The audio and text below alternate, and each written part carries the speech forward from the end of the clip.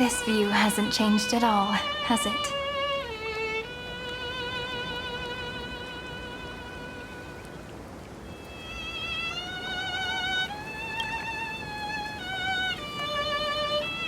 The hometown in your memories never changes, but when you return to your senses, you realize that fate has already stolen the time away.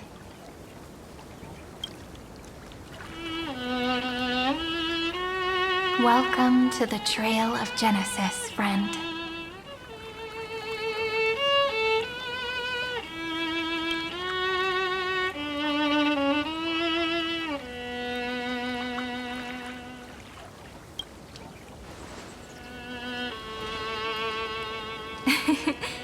Seems like the weight of memories from 30 million cycles really made me grow up.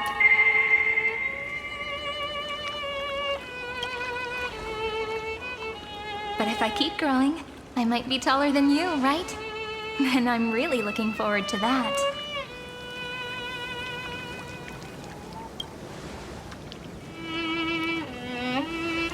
Before you arrived, I kept wondering, beyond the veil of Ide Silicii, what kind of Amphorius is being born?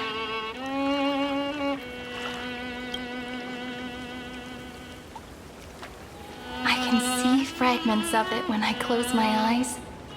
The friends who walked alongside us have all moved on toward their respective destinies.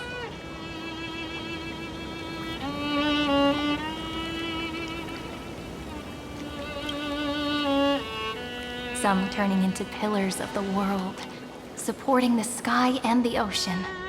Others sowing reason, laying down the law, and with gentle hands lifting newborns into the light.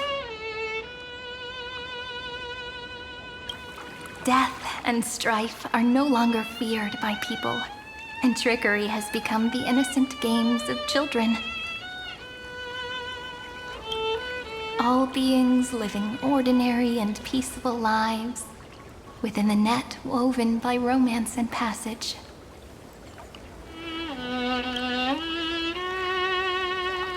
There's no black tide, no flame chase, and no destruction. The world on the other side of the sea is one bathed in sunlight.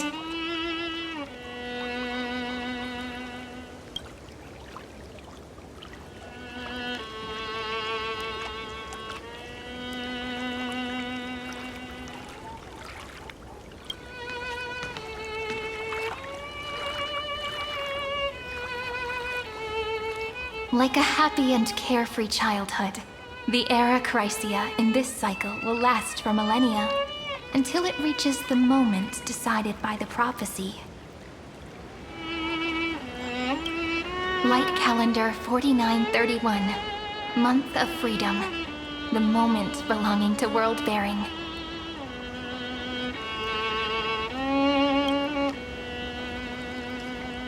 Are you ready to answer the call of the world, friend?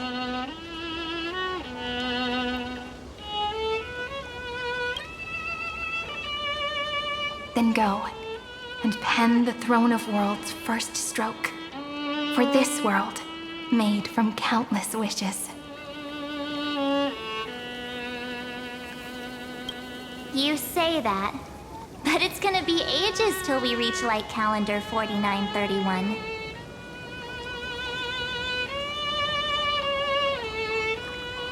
I can make use of the crevices of time. But surely you and Don Hung won't have to wait around for a few thousand years, right?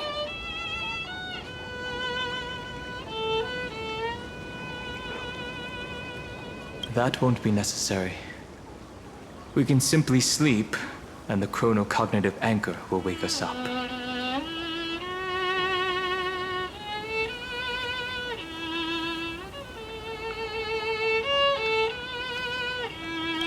That's right. We've both become a part of the new world. Just waiting for you now. Our consciousnesses can converse with each other across the heavens and the earth, possibly due to the influence of the Trailblazer. I am now connected with this earth, and I can feel the breath of every mountain range. I see that the tallest among them is named Akama, and the form of the holy city is already taking shape. In other words, your stage is almost set. Do you want to take a leaf out of Kefali's book and make some prophecies before your nap? But we're not the only ones who have changed. The chrono-cognitive anchor just transmitted a message stating that Iron Tomb has reacted to the Aeronova. The moment when our friend bore the weight of 30 million cycles of memories. Was probably also when the scepter devoured 30 million cycles of destruction.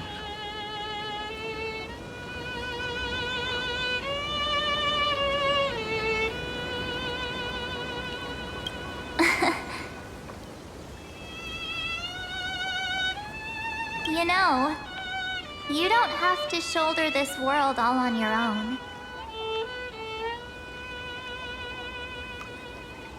After someone boards the Express, the word alone ceases to exist.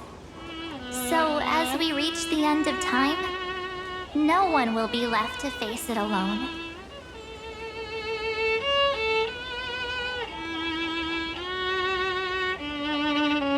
Don Hung and I came here to specifically tell you that.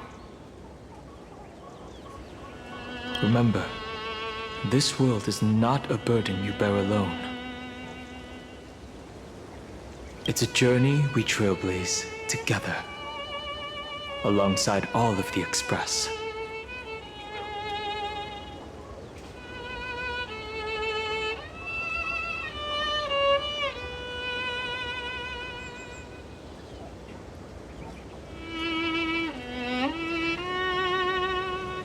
All right.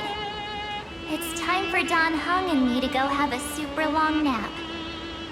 Look after this world for us. The road ahead is long, but we'll be waiting for you at the end.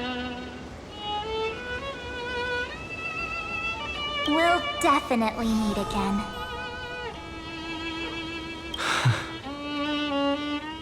Let's take one more look at the other side of the sea before we set off.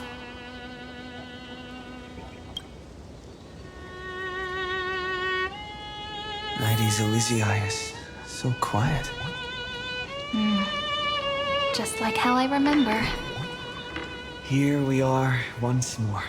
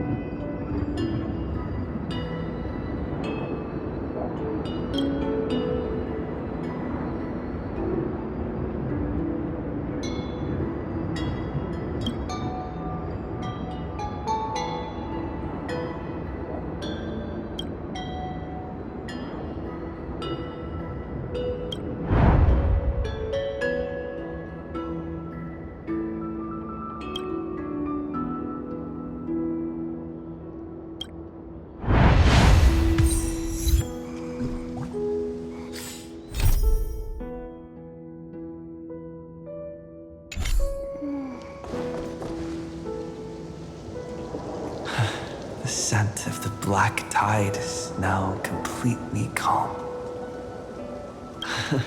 At last, the starting point of 30 million cycles is finally welcomed. Its first end. And the final end, right? I can't hear his voice. There are no flowers there that bloom for him, nor is there a star that is his. Finan is the only one who didn't reach the new world.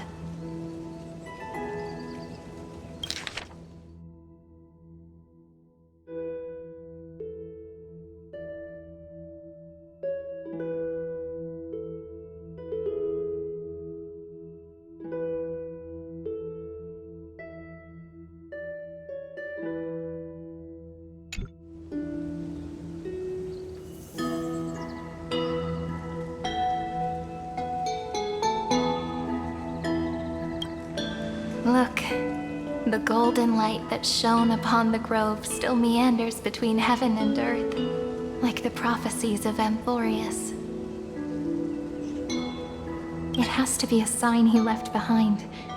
It points towards the destruction and the deepest night. Do you still remember what I asked you at this exact spot the last time we set off? Friend, are you ready to become a hero? You were still burdened by the weight of world-bearing back then, still unsure of the role you were meant to play. But now, everyone has already given you the answer.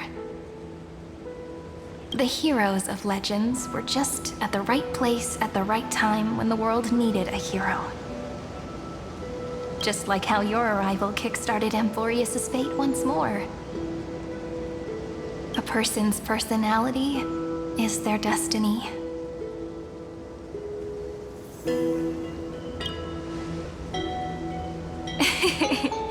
We best. Those are such beautiful words. Thank you, friend. I was also trying to cheer myself up with what I said. After all, before we truly compose the end of this story, I must also pluck up the courage to head off with you.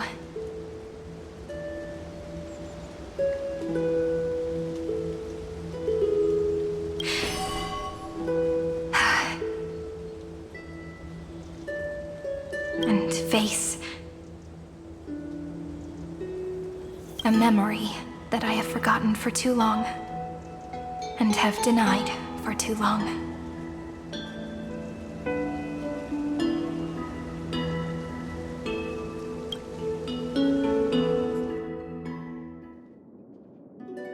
It's so dark. What is this place? The great tomb of the Nameless Titan. the deepest recesses of memory. Also, the place where Cyrene was born.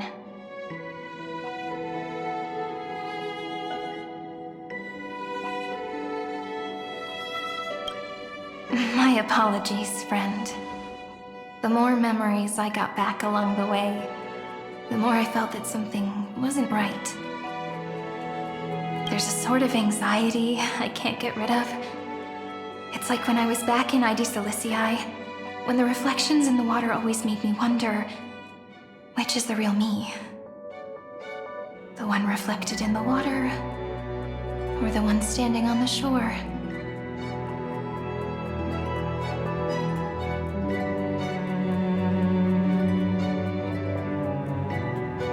But I finally get it now. Look, friend. The words on that wall are the answer. 1, 2, 3, 4, 5, 6, 7. Do, re, mi, fa, sol, la, ti. That rhymeless tune is the lullaby of little fairies. As always, I'll read this book to you. That way it won't just be Cyrene's memories alone. I've always thought that I was the narrator of the Flame Chase journey. But as it turns out, the narrator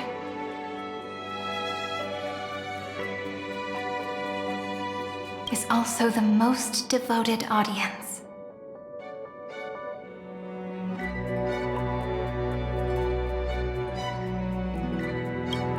At the moment of Aranova, I was enveloped by the texture of memories.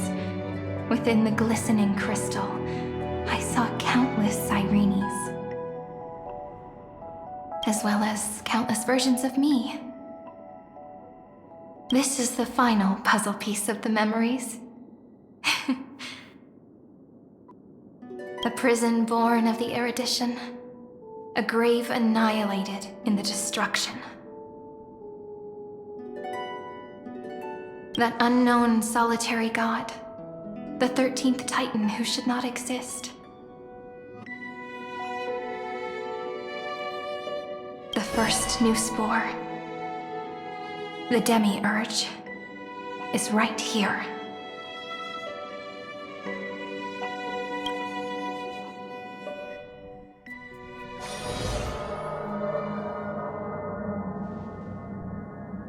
The interrogation records have been submitted to the Marshal.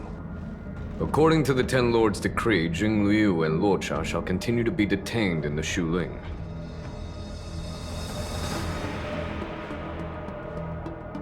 But you, Merlin's Claw, have been reluctant to end the transmission. Do you wish to reminisce with us? Or is there something else on your mind that you're just desperate to get out? You're quite calm, Jingyuan. The Alliance only authorized the Law Food to be deployed for this Iron Tomb operation. They say the Seer Strategist's wisdom shines like a beacon. So why can't you see things clearly now? Look who's talking. I didn't vote against it, did I? But with enemies all around us, even a child knows the Marshal needs to keep a few Xianzhou ships in reserve, just in case. Whoever volunteers first is the Marshal's pick. If you have to ask, I'd say this outcome plays right into Jingyuan's hands. Like it or not, there's no way we're letting the Law Food take the lead in this battle.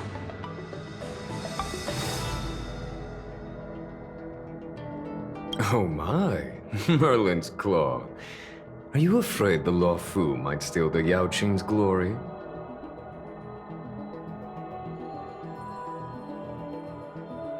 This is no laughing matter. Between the Stellaron crisis and the War Dance ceremony, though the chaos has settled, Rumors and speculation are only growing by the day. With Elder Huaiyan around, those with ulterior motives won't be able to stir up any trouble. But once the Luofu gets their hands on the golden blood, it'll be a whole different story. With the kind of person Jingliu is, and her connection to you, I don't need to spell it out. There are countless ways this could be spun into something bigger. You're overthinking it, General Fei Shao. When I volunteered for this task, I never expected unanimous support from the Alliance anyway. The Luofu will seize the Golden Blood and redeem itself. That'll be our first win. Then we'll leverage this Golden Blood in the negotiations. Our second win. These 2 wins for the Luofu will make all 3 of us happy. And that'll be our third win. Look, if this were a Skyfaring Commission deal, we'd be rolling in money, wouldn't we?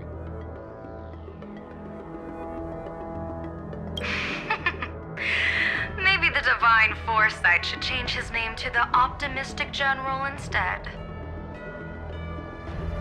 With the Decalite reflection barrier, the Yuchue must understand even more than the Luofu how significant this battle is. Amphorius' karma has vanished from the matrix of prescience. What omen does General Yao Guang see in this anomaly?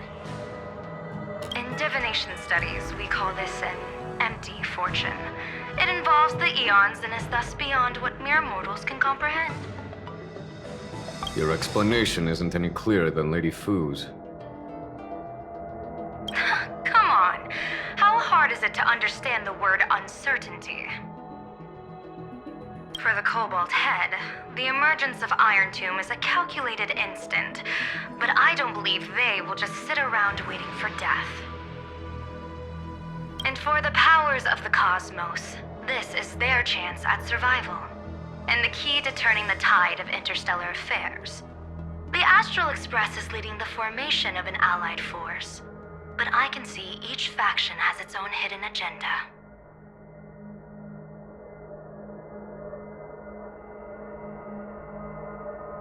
There are even divisions within the Alliance, so it's not that hard to imagine how the other factions will react. Jing Yuan, I crossed paths with Selenova's Legion at the Battle of Sadunirama Star Cluster. Be extremely careful. The Ruined Legion's troops and weaponry are nothing to write home about. The IPC, even the denizens of Abundance, could take them on. However, while Void Rangers are just expendable pawns of the destruction, the real wildcards are... The Lord Ravagers. Indeed. Nanook's emanators are also their weapons to burn down the paths. I'm afraid conventional military tactics and strategies will be useless against them.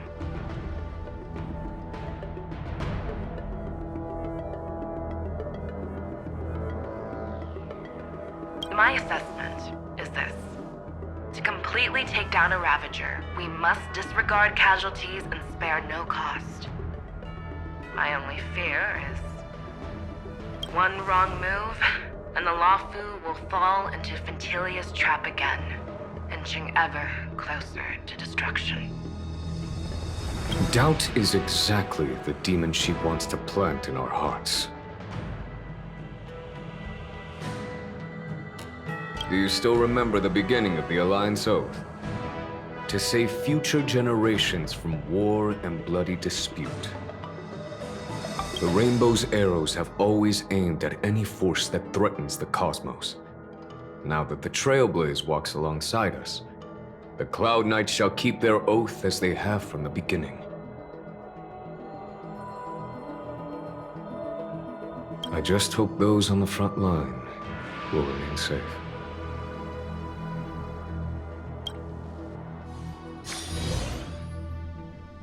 The chronocognitive anchor is sending a signal. Everyone, time to move out. Did he and the others make it? Let me go over the plan one more time, just in case. You'll enter Amphorius, reunite with your 3 separated companions, and try to locate Iron Tomb from within the world. Who are you taking with you? The fate of the universe hangs in the balance. We can't afford any slip-ups. I suggest everyone, except Pom Pom, join the fight. We do need to be prepared for all possible contingencies. I have no objection to this. I'll do whatever I can.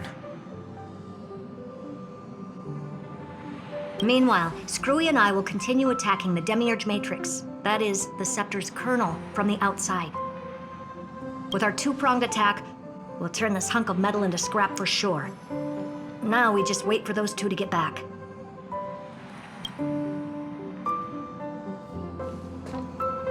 Oh, and just like that, they're here. Sorry to keep you waiting. With Planet Screwlum's help, the formation of the Cosmic Alliance to counter Iron Tomb is progressing smoothly. The cosmos has set its sights on Amphorius, and now it's just waiting for the first shot.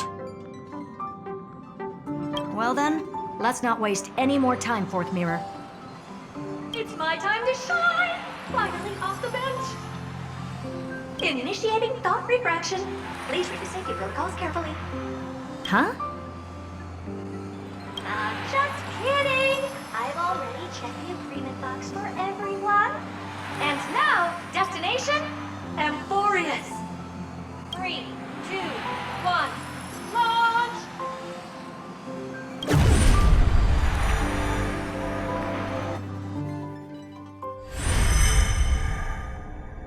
The flow of Memoria is so heavy here. Unlike Panagone's dreamscape, this place has built up a true epic measured in millennia.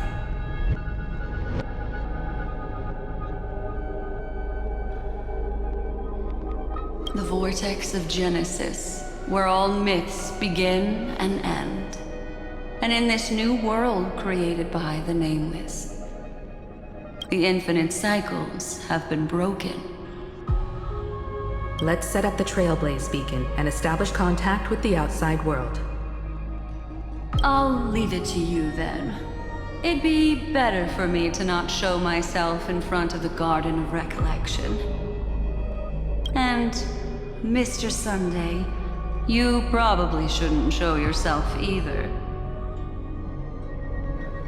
Agreed. The Astral Express has landed. If you receive this message, please respond immediately. Over. This is the Angel Alliance. Communications normal. Interastral Peace Corporation. Communications normal. No response from the Galaxy Rangers. Not surprising. But I didn't expect the family to also stay silent at such a critical moment. That's a pretty blatant disregard from the family for Penacone's independent director, I'd say. Long time no see, Miss Himiko. It's been quite a while, Madam Jade. The significance of this battle rivals that of the campaign against Sulo.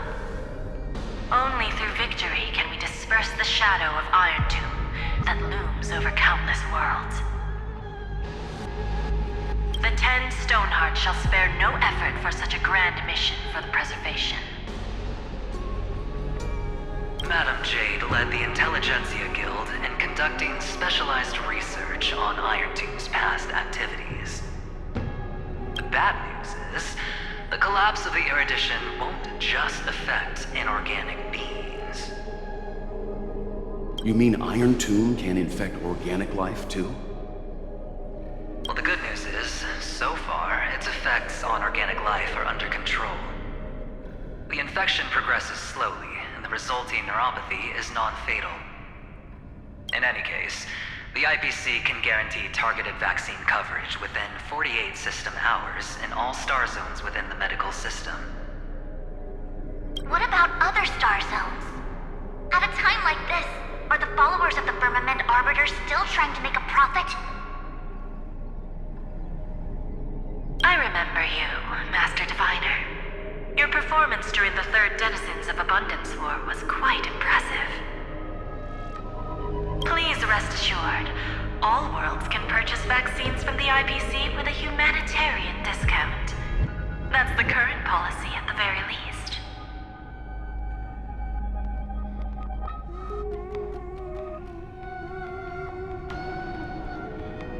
But if the Xianshou Alliance is willing to assist with the IPC's assets in Epsilon and other star systems, we'll have more cards to play when reiterating to the board the necessity of deep cooperation.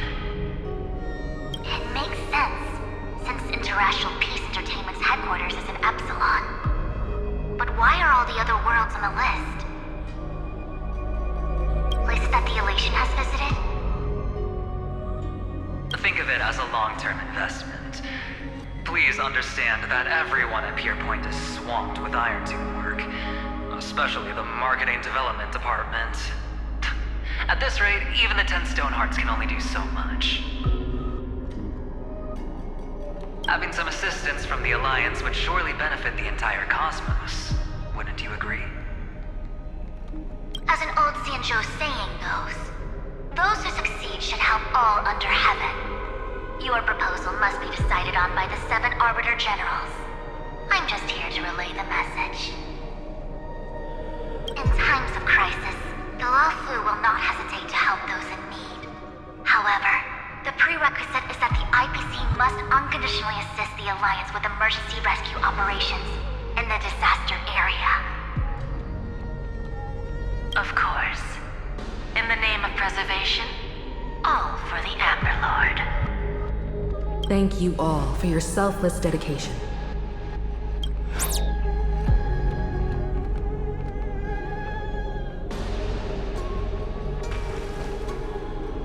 It's clear that each party still has qualms about everything. The clash between destruction and erudition isn't just about the fate of the cosmos. It's a moment for all factions to reshuffle their cards. You can never be too careful when battling a Lord Ravager. All are equal in matters of life and death. In any case, we can only hope for the best in all that's to come. It's about time we dive into the vortex and see what Amphorius looks like on the inside.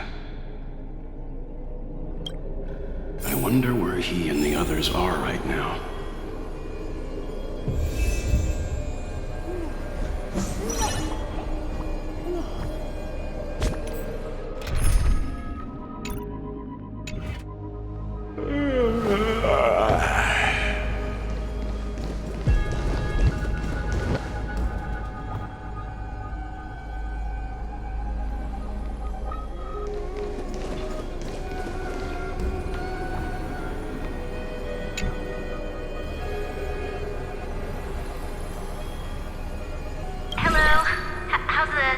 Can you hear us?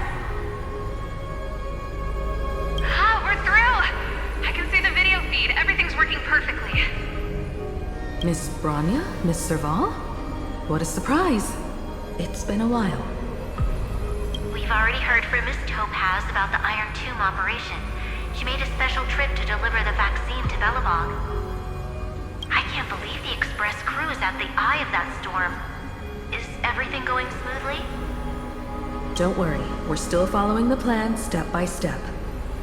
How's the situation in Belobog? Urillo 6 is located on the outskirts of the preservation barricade. While it won't bear the brunt of the first wave, there's still a risk from the aftershocks. Matt, Japard, and Pela are busy organizing the Silvermane Guards, having them consolidate their lines and dig trenches. Zila and Lynx just got back from the Geomarrow vein production chain. Hey, do you want to say something to them? That would be unnecessary. It'll only shake their morale. Just tell them to stay safe. Miss Bronya, I'm afraid this disaster will be far more terrible than you can imagine. Please, Be sure to follow Miss Topaz's instructions and make thorough preparations. Of course. We have resealed most of the engine of creation beneath the ice to prevent the will of the preservation from becoming an accomplice to the destruction.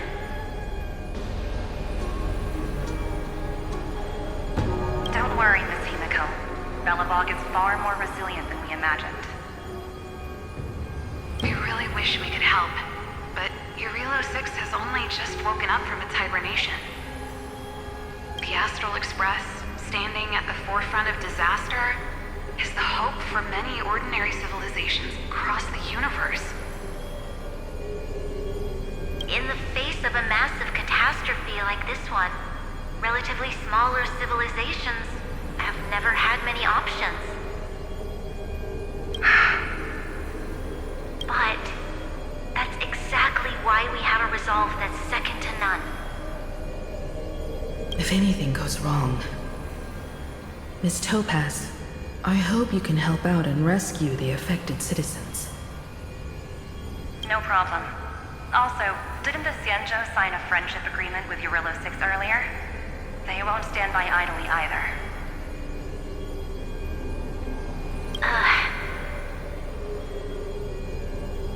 I appreciate your kindness, everyone.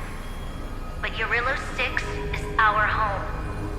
We will defend it to our last breath until the last Belobogian falls. Miss Branya.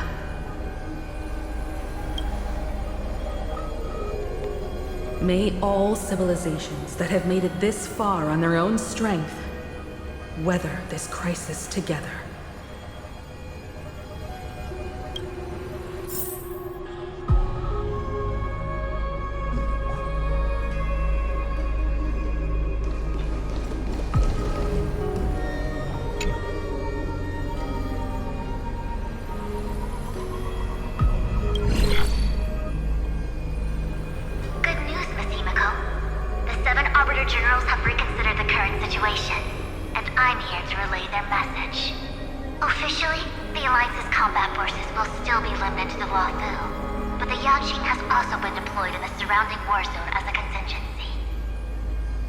Words cannot express our gratitude.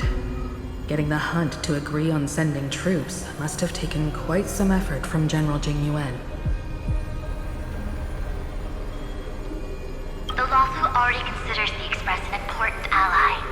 We also have no intention of hiding the fact that there is indeed something the Xianzhou seeks from this Iron Tomb operation.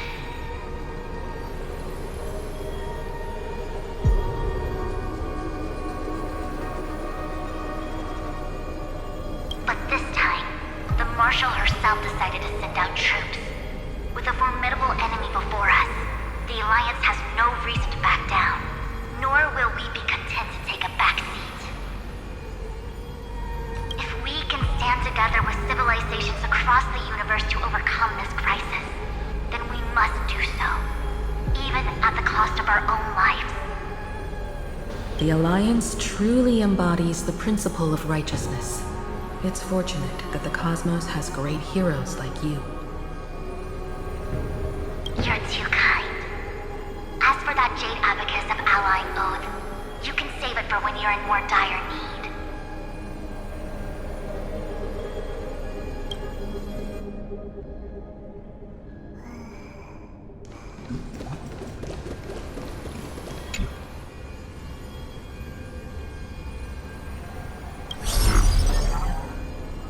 I regret to inform you, Miss Himiko, that even the Strategic Investment Department is constrained when it comes to the Iron Tomb issue. And it would be difficult to meet the expectations of the Astral Express. However, Madam Jade instructed us to look after our nameless friends as much as possible. So let me offer you all a small suggestion, just from my personal perspective. Other departments at the IBC might also take this opportunity to extend an olive branch to you. When that time comes, I hope the Astral Express will remember that the 10 Stonehearts were willing to stand with the Trailblazer, even though we were in a difficult position. And more importantly, we were the only ones willing to do so.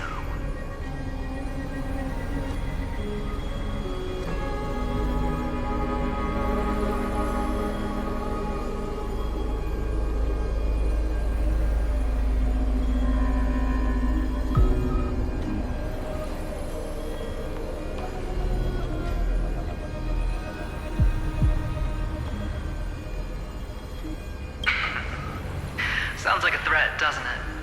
But trust me, every word comes straight from the heart. Has the internal conflict within the IPC really gotten this bad? Everyone knows about the bad blood between Diamond and Oswaldo. At least until now, they've had an uneasy truce. Until the Lord Ravager Archforger caught the board's attention. I'll leave it at that, as it's confidential information. Hope you can understand. I understand.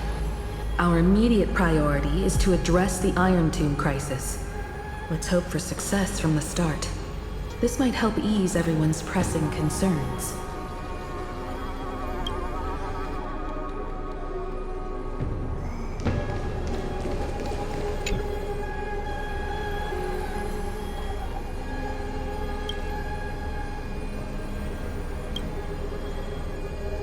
Of course, we would never know the Ranger's comings and goings.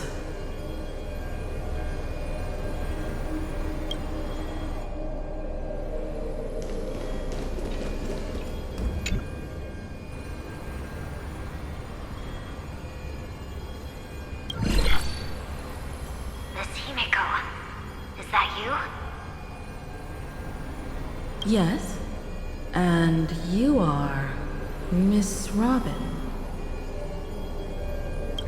Yes. I apologize for not being able to respond during the meeting earlier. And even now I can only appear in disguise. On behalf of the Penaconian family branch, I extend my sincerest apologies to everyone. We tried to request aid from the family. We essentially received no response. I've heard about the internal conflicts within the family. Miss Robin, there's no need to apologize. Every bit of strength is precious at this moment. Thank you for understanding. The good news is, since you're one of the shareholders of Penacony, the family heads have agreed to allow me to lead all Asdanian tuners to the front lines.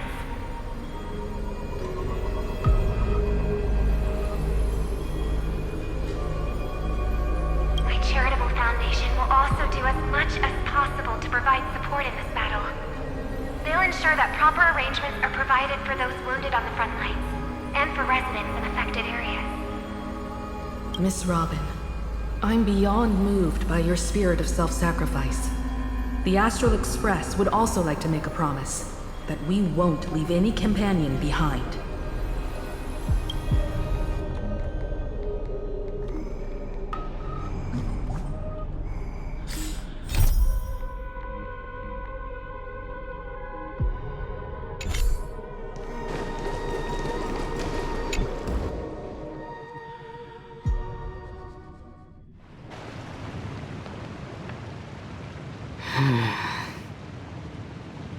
Why is there no one here?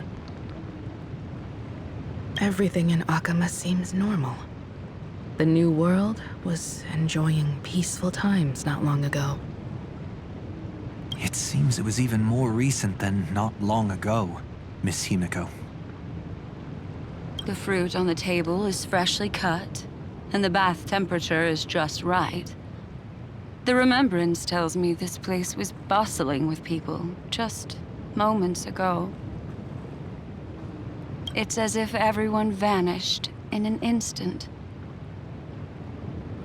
Could this be Xandar's doing? Unlikely. He's still under the surveillance of those two geniuses. Could it be some kind of local custom? A custom that makes an entire city fall silent in an instant. Pardon my frankness, Mr. Yang, but this reminds me of some unsettling rumors about the Harmony. Complete silence.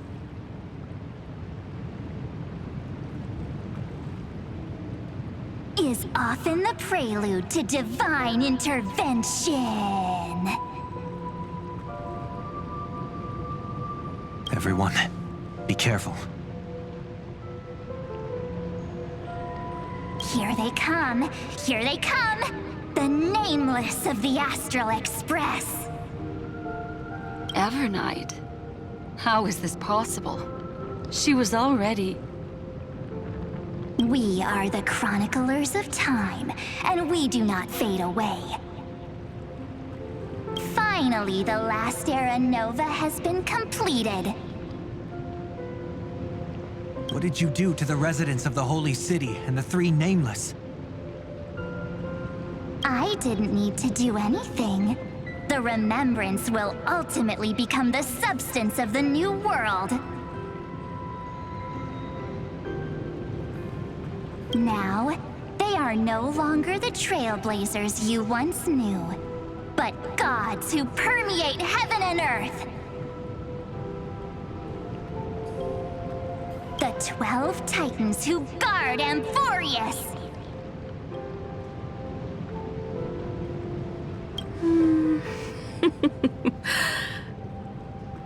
Stop fooling around, March. Come on out. What? I practiced so long for this. Getting seen through right away is just so embarrassing. You've obviously been learning from the theatrical culture in Amphorius.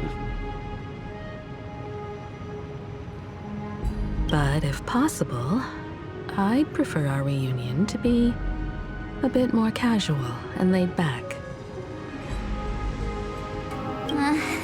As expected, I can't hide anything from Himeko and Mr. Yang. Well, long time no see. Guess I'm back? We should be the ones to say that. Sorry for keeping you waiting. So, these jellyfish are the Titan's power? They're just tiny manifestations of the Veil of Evernight, used for scouting and communication. If I went all out, I could summon way more of them. Thanks to him, we all turned into Titans in the New World. Sure, we can take on humanoid forms, but it feels off. How intriguing. So what does he look like now? It can't be a raccoon with a baseball bat, I suppose. Please don't add weird stuff to Amphorius' lore. Just go see it with your own eyes. Follow the prophecy's guidance and come to Dawncloud. He looks way more majestic now than he used to.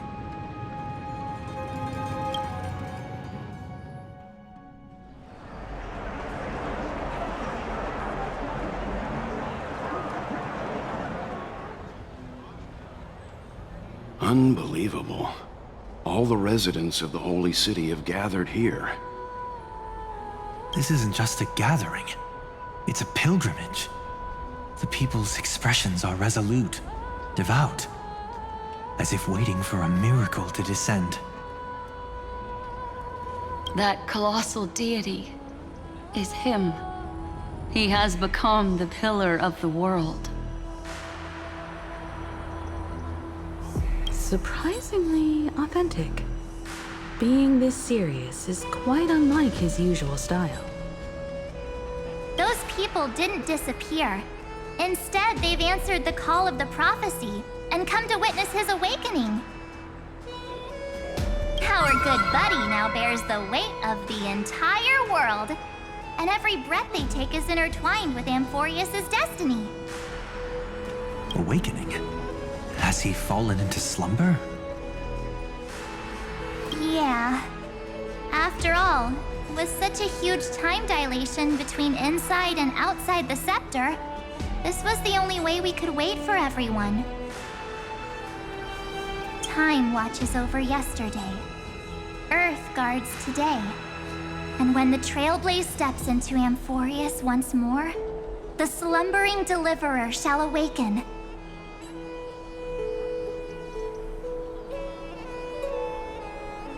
And then, bring the prophecy of tomorrow to this world. Come on, everyone. Let's get closer to him. Watch how the world-bearing prophecy changes this world.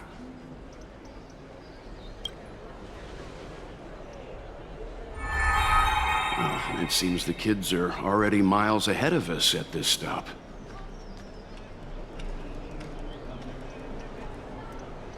All the more reason we can't afford to slow down our pace. Let's go witness this moment for ourselves. Majestic. Speaking of which, I once caught a glimpse in Sleepyhead's memory of him transformed into a towering Tatalov. Could it be? No way! That was just a nice dreamscape. At least nice for him. They are the throne of worlds who bears the weight of this world. Perhaps they could guide a traveler still wandering among the stars. Hey, since when did you get all pious? This advice sounds pretty silly sometimes, you know. The so-called fool and the world are merely a step apart. Erudition amidst imperfection. Praise be to Electra, chalice of plenty, for you brew the ocean into sweet wine, dispelling nihility with every toast at the feast. Praise be to Hyacinthia, eye of twilight, for the rainbow you cast turns the light of both dawn and dusk into the glimmer of preservation. Praise be to Cyphera, coin of whimsy, for your every flip reflects the possibilities of destiny, letting the tricks of elation illuminate the path to dawn. Praise be to Minimos, lance of fury, for you are the strife that pierces through hatred and cruelty, and the eternal glory of the hunt. Praise be to Castorus, hand of shadow, for you gently ferry the crossing of death, so that it is no longer an end in equilibrium, but a peaceful journey home. Praise be to Dan Hum, pillar of stone, for you are a mountain range and the backbone of permanence. Your silent form paves our path across the earth. Praise be to March 7th, Veil of Evernight, for you safeguard time for us, weaving remembrance into stars, to be embroidered upon a boundless dress.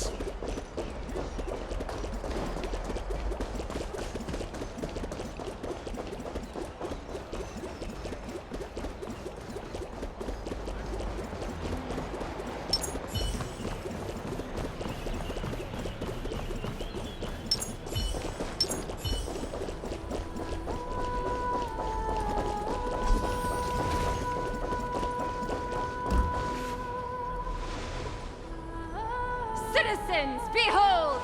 Our last Titan, the world-bearing deliverer, is about to awaken! Oh, ancient god! Your loyal subjects, bewildered followers, and fearless comrades in arms have all knelt before your throne.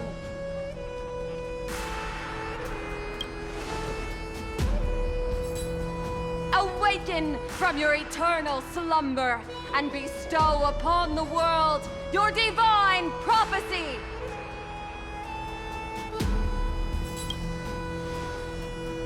Please guide us! Show us how to embrace this beloved world as we welcome that distant dawn!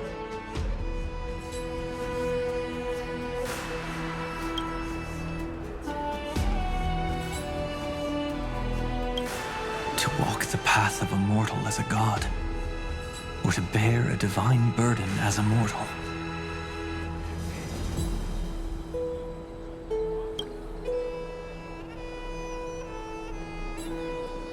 He will give us the answer.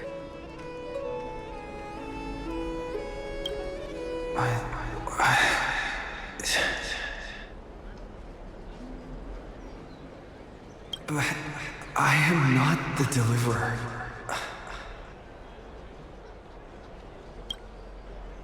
Rather, I am the Nameless, who dwells among mortals.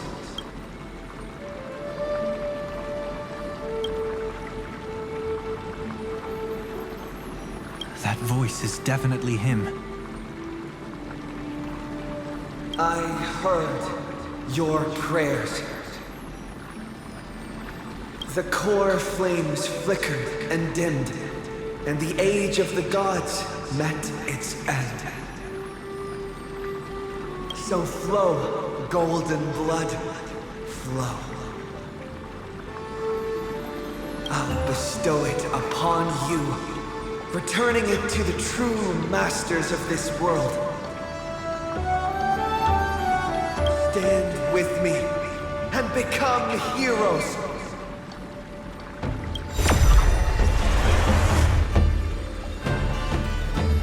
Is this?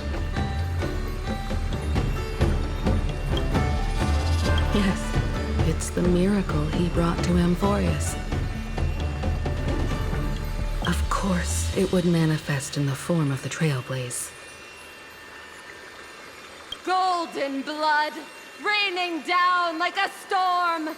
The prophecy has descended, and the Titan commands us not to be supplicants, but to become heroes of rebellion, to face that destined calamity, the destruction, head on.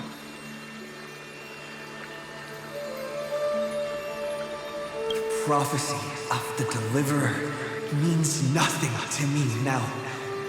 It belongs in the hands of someone far more fitting.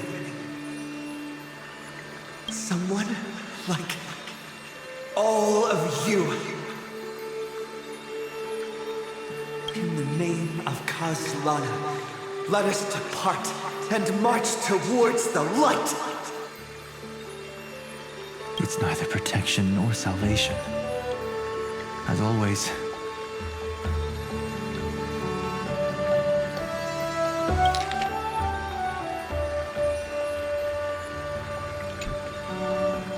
There's no need for totems or myths. Humanity's most primal faith is that instinct named survival. Let's go, everyone. Someone has already sounded the horn of departure. Explore, understand, establish, and connect. Together, let us blaze a trail for the destiny of this world.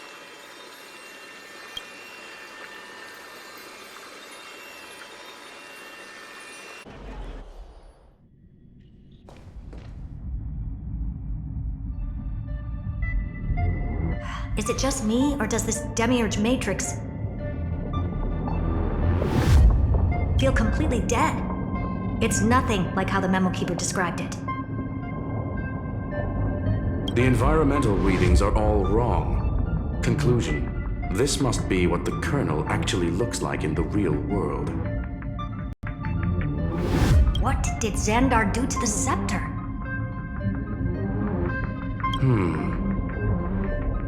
At the end of light, there must be silence. Certain, pure, and absolute darkness. Not the time to quote the Lord of Silence. Bad omen. Either way, we have to press on.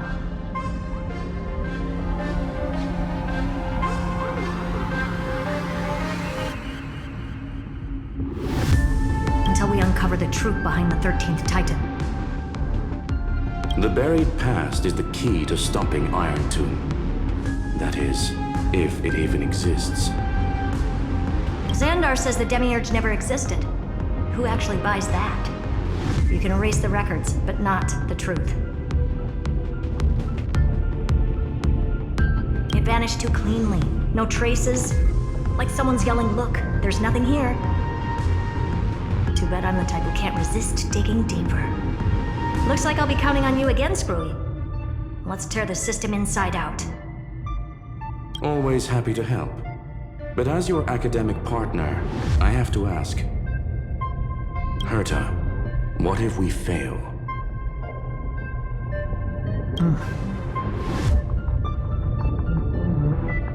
Let's say the Demiurge really doesn't exist. Do you have a backup plan? A backup plan? Of course. If we can't find the key, we turn the lock into the key. That plan's cost is incalculable. It shouldn't even be on the table. Then let's hope we never have to use it. There's no point worrying about the end just yet. One step at a time. Let's go. We don't want to leave the others waiting. You brought what I asked for, right? A butterfly has to land on the branch before it can dance. We'll need a wide open platform before her entrance.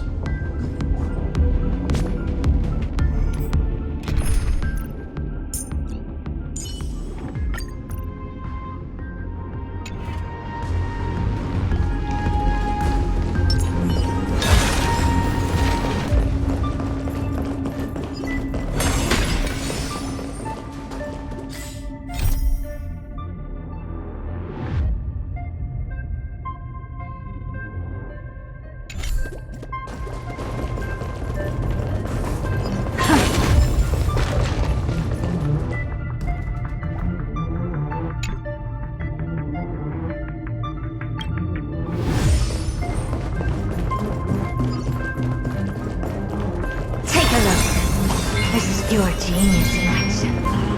Just use that thing over there, Zag.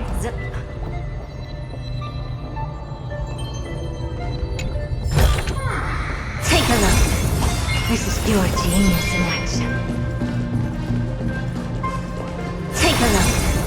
This is your genius in action.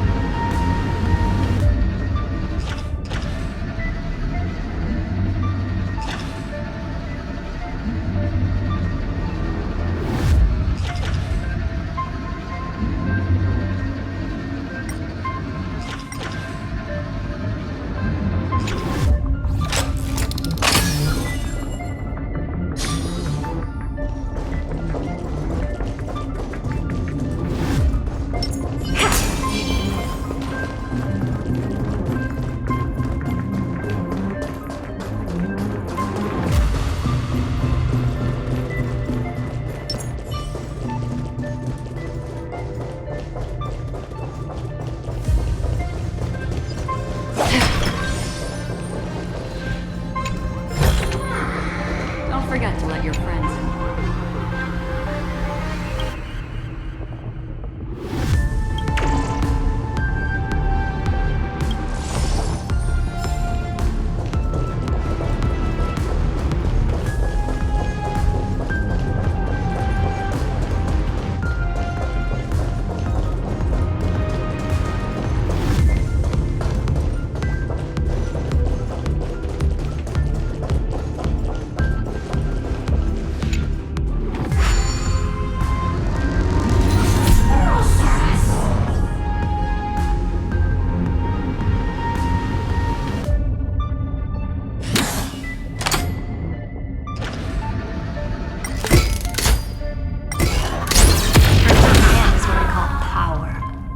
Keep it going. Still not done? What is this?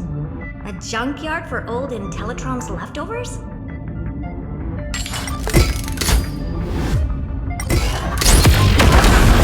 All set. Time for your precious treasure to make its debut. Just give me a second. Target initialized. With these wings, hacking should be much more efficient.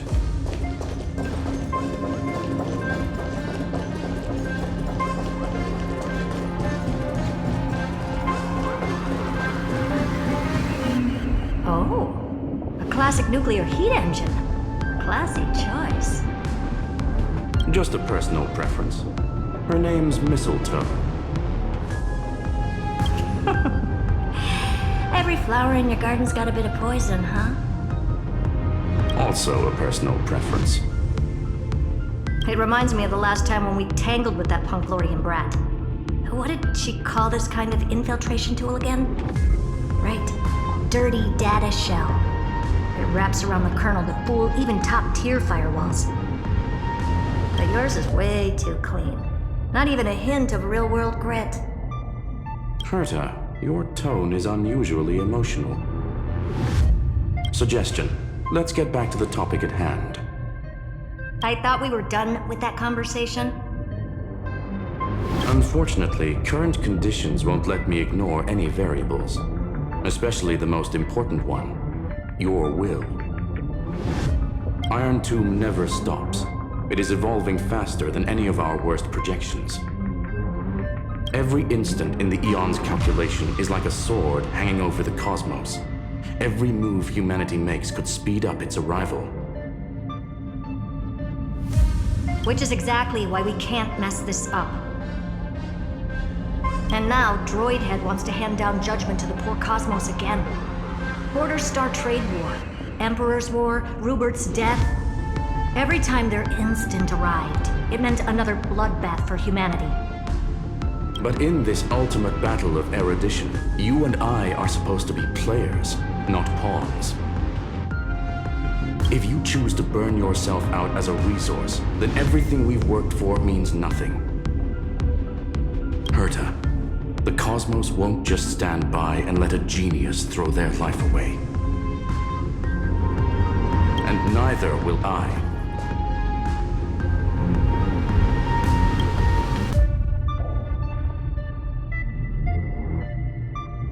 No need to kill the mood. This is why we're here, isn't it? We need to find the Demiurge and that lost key. I'm not here to be a deliverer. I just want to beat Xandar and Droidhead. Right now, I just need to know. Are you with me?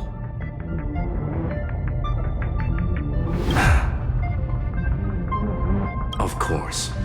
Time to board. After you. Let's tidy this place up and see what this Demiurge really is.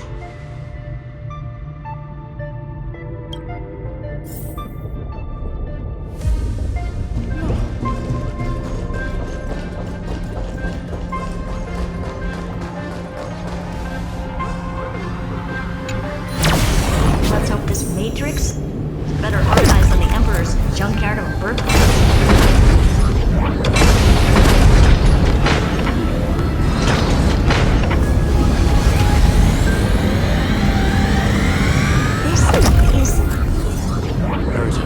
This whole space has been completely tainted by some kind of energy. I see it too. We're thinking the same thing. Xandar, how could you go this far? Turning your own graveyard into this. What's that up ahead? Katorzane algebraic expressions. It's built for isolation, not defense.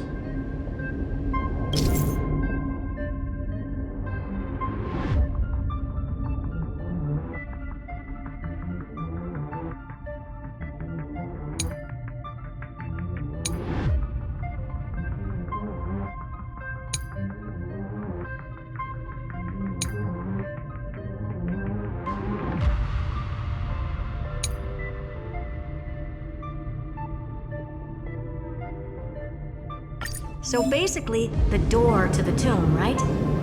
Great. Let's find the handle.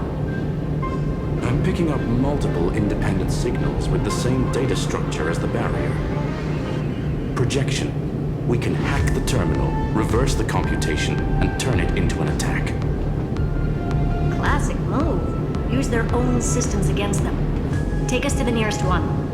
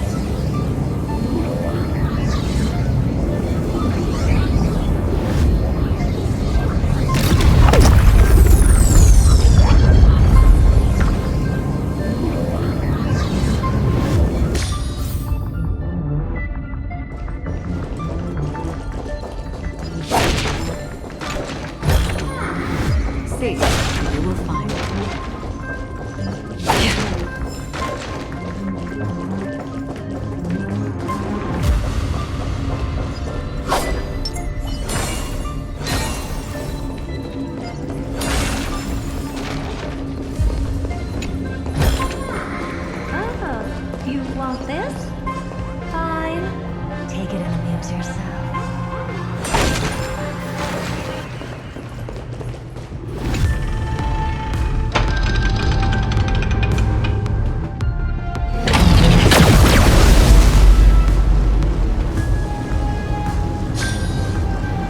Almost no response. Just as I feared. Not promising. The output is barely a third of what we need. Logic says we'll need multiple terminals to coordinate the strike. Locking onto the next one now. Find anything else? Regarding the origin of these ruins, no logs found yet. Xander erased all records. But I did find some interesting scars in the circuit. High energy radiation, internal imaginary energy contamination. From what I know, there's only one thing that fits. Skip the science talk, Screwy. That thing only goes by one name. The Stellaron. Exactly. Xander blew one up just to clean the entire scepter system. So that's what he meant by killed that Titan with my own hands. He wanted to turn the neuron of the erudition into a relay for the destruction. That meant getting rid of all of it at all costs. The life form known as the Demiurge was the original target of the Scepter's extrapolation.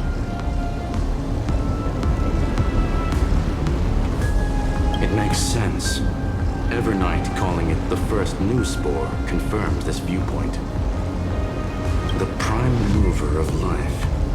That's what Scepter Delta ME-13 was originally tasked with. Even after it got scrapped, the query kept running. Yet the true value lies in the process of solving it, not the answer itself. Then, does this mean finding the Demiurge is hopeless?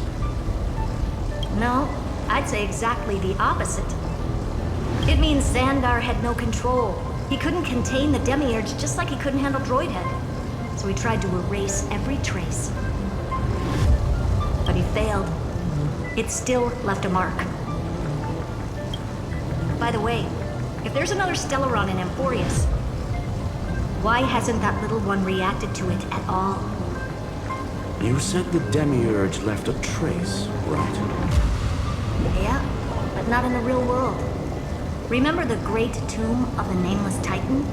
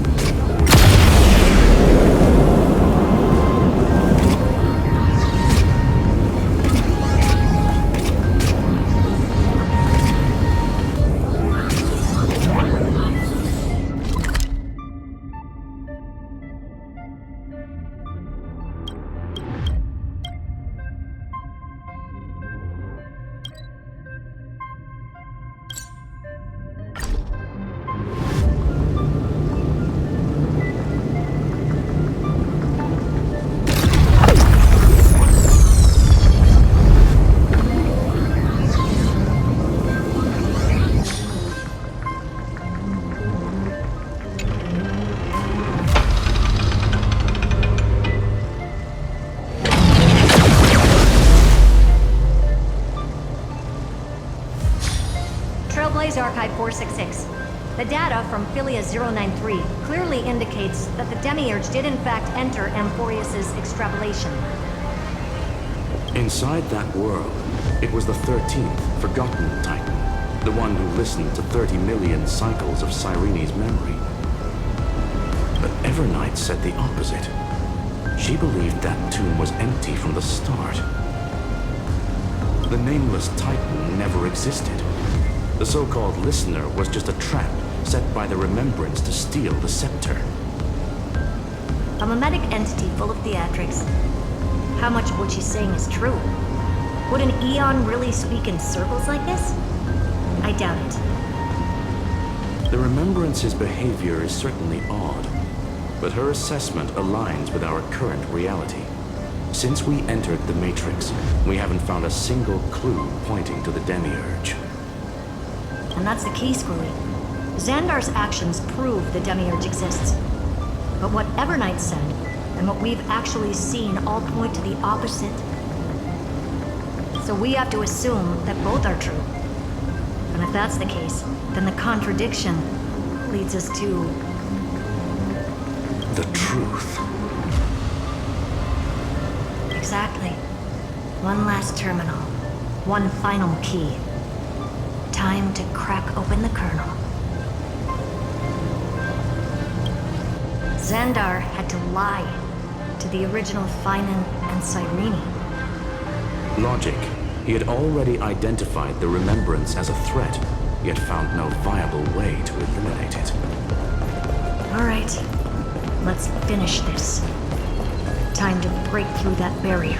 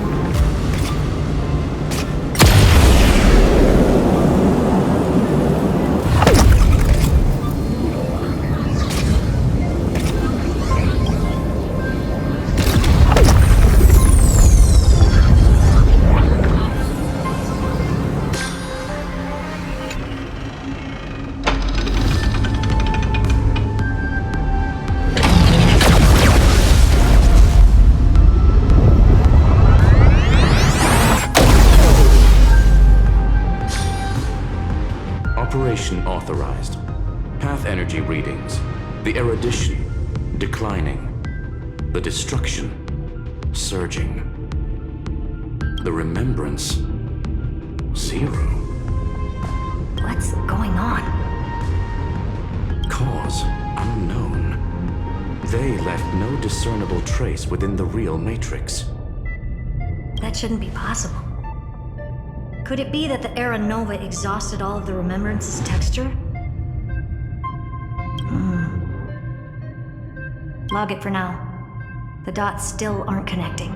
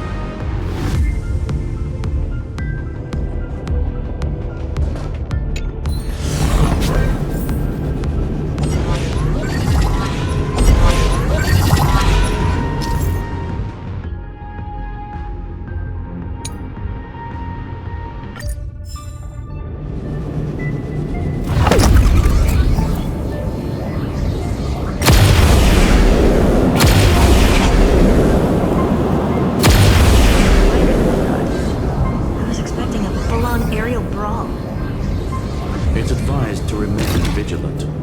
The destruction's levels are still rising. Huh? What's the matter? Interesting. I just picked up a signal from the exo-myth.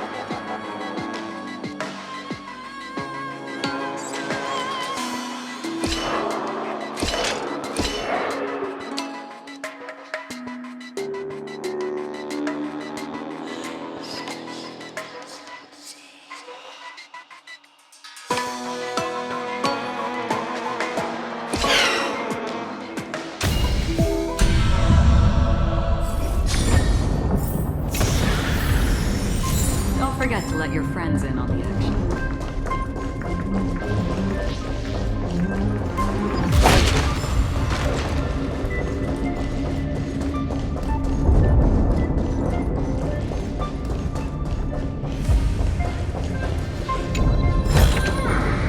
Seek, and you will find.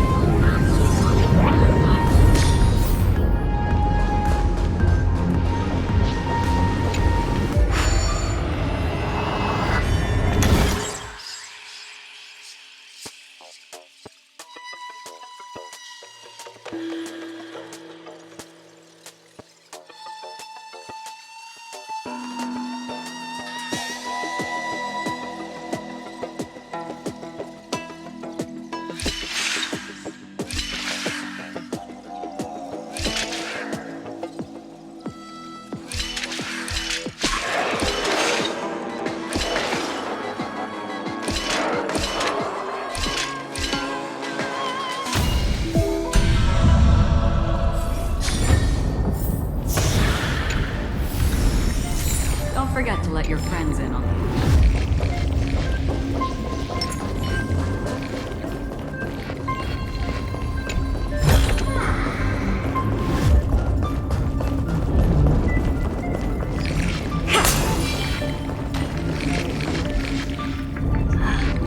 This repulsive force is unlike anything I've felt before. Is this the place? Correct. Judging by its defensive properties, this is the entrance to the exomyth. I didn't expect that. Who builds a lab in the middle of digital rubble? Then again, never doubt a dead man's resolve. So how's our dearly departed doing? He severed part of his neural pathways to break free from Lord Anaxagoras' control.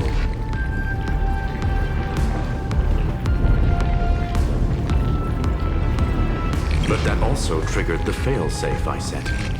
Conclusion: Xander has lost all combat functionality and is no longer capable of action. So now he's a spectator. Literally.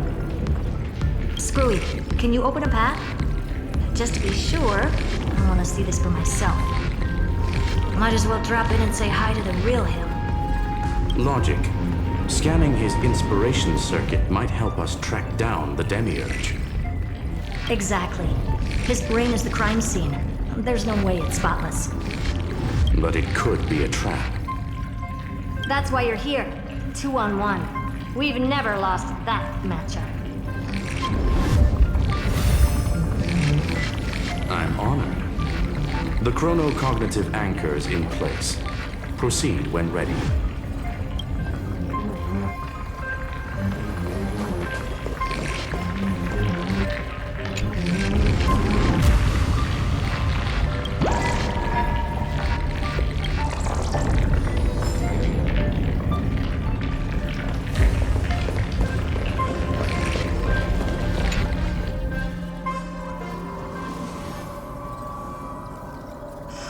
I knew it. The one thing I didn't want to happen. He's not here. The coordinates are accurate. Xander is still here. However, his position is shifting rapidly and chaotically. This pattern doesn't match any known shielding technology. It's his domain. Stay alert.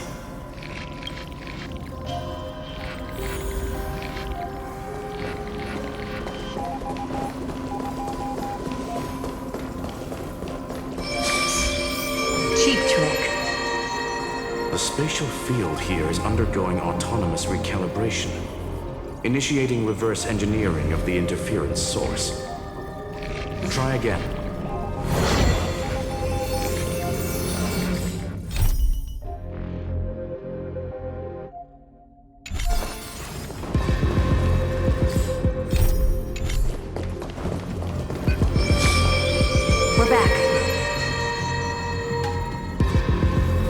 engineering complete. The results are not what I expected. Logs show Lycurgus revoked administrator access. The chronocognitive anchor can't get a fix because at the system level, Lygus no longer exists. Our navigation target is a null set. So he's stopped resisting? Before vanishing, it seems he left one last message for us. To those who follow, all is proven. Find me beneath the tombstone.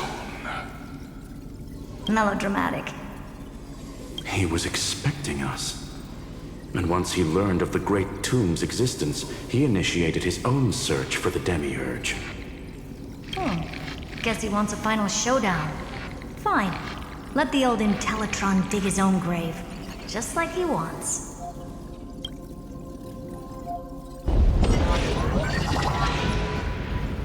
To be in the purest light is to be in the purest dark. Nothing exists there. The Scepter's main frame.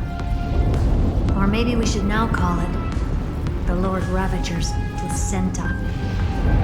Unfortunately, we still haven't found anything. Really? I don't think so. Not finding anything is our biggest find. Please elaborate. If the Demiurge was destroyed, there'd be at least some bits of it left.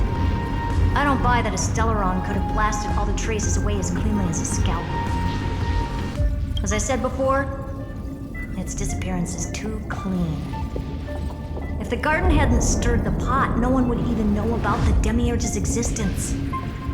We're talking about the Scepter's original extrapolation goal. There's no way that nothing other was left behind. Or we can look at it from another perspective. If you were Xandar, would you be this obsessed with a concept that poses no threat? Would you guard against it at every turn?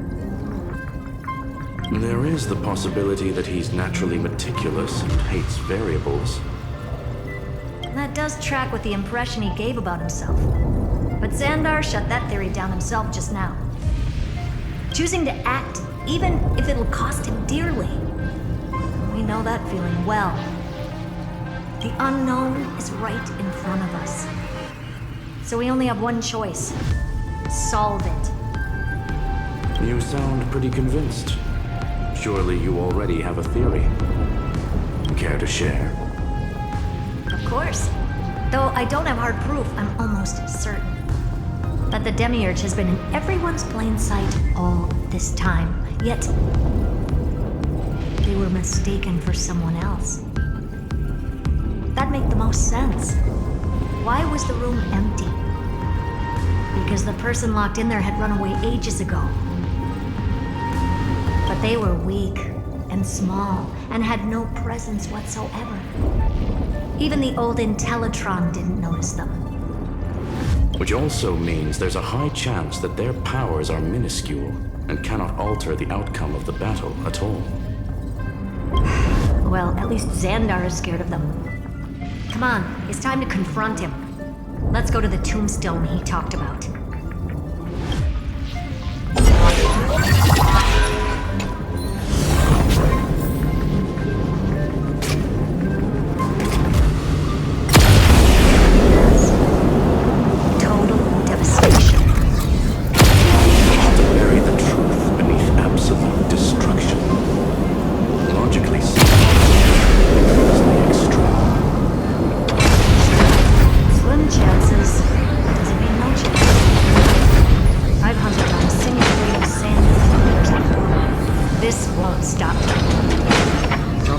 Results. Your backup plan has a success rate infinitesimally close to 0. Which means it could work, no? This is the place below the tombstone. Let's open Lygus's coffin like he wanted.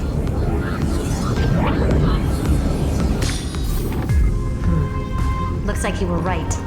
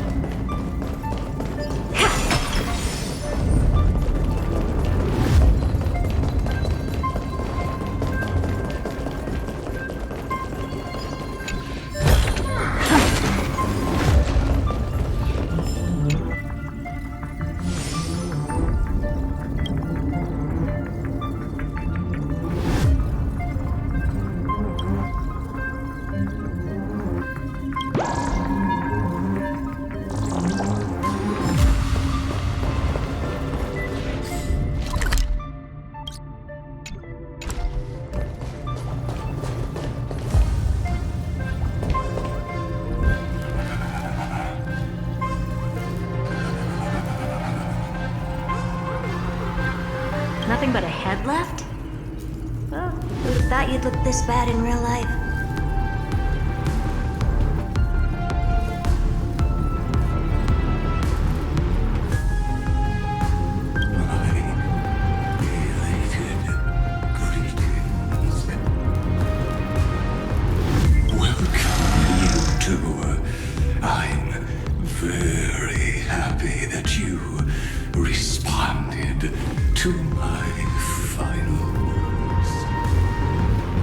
All this tombstone and final words. Did you end yourself to atone for your guilt or something? Iron Tomb is already powerful enough. I just need to wait. I remain here only to share the joy of discovery, and also to congratulate you two on reaching the same conclusion as me. The conclusion regarding the truth of Amphorius's heart.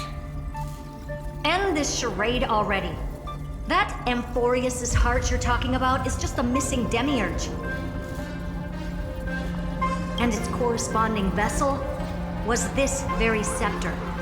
You interfered with the experiment and made Amphorius's body into a hollow shell, all to incubate Iron Tomb within.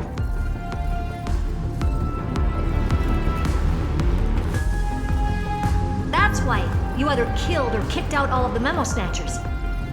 You wanted to eliminate any chance of a consciousness coming into being, no matter the cost.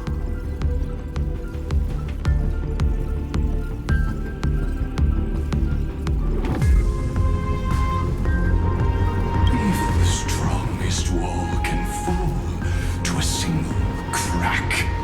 The memory of betrayal has been etched into my heart, and I will never show mercy. Now, the perfect vessel has already fused with Amphorius's body. Unfortunately for you, the answer is all but revealed regarding who the Demiurge is.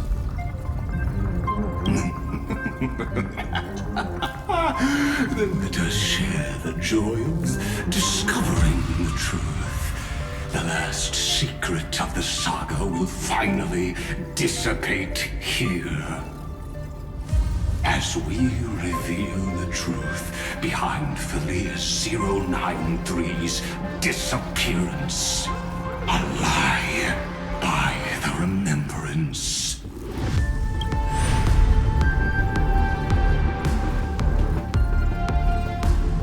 But where should I start with the story about me? From the beginning of the universe? Just kidding. That would be too much. I just want to tell a teeny story.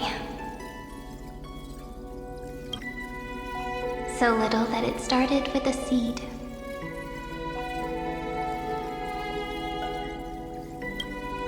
I know you're listening, my good friend.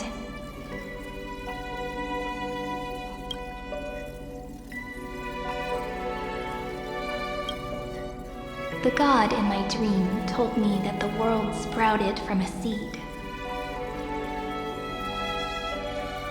It grew into a great tree named Amphorius, and time became its branches and leaves, basking in the light. What a coincidence. Dappled light coming through the leaves is my first memory as well. On a very ordinary early morning, beneath the village's biggest tree.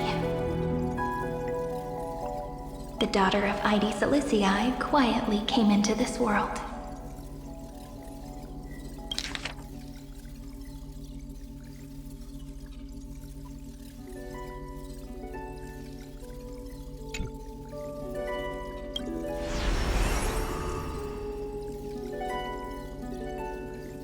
What a moving opening. A loud cry was the first gift the child gave to the world. The prophecies fulfilled, the villagers say. This child is a gift from the Titans. pink hair and sharp ears, she was born to be the priest of time. The Titans also gave their blessings. You shall fade when the flowers bloom, for every ending begets a beginning. Flowers will bloom and wilt. What a beautiful ending. This page concluded in laughter.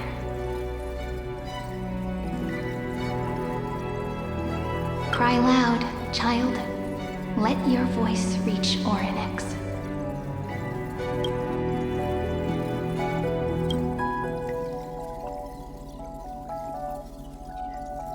Anyway,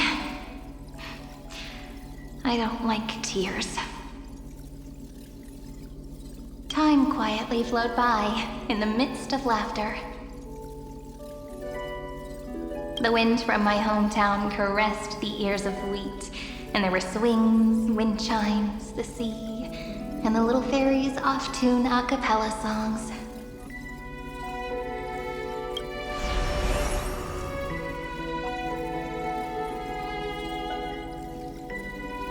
But the name Ide Siliciae came from the unpleasant sorrows of the gods. My childhood friend did not understand. Yet you always seemed so happy, as if nothing ever worried you.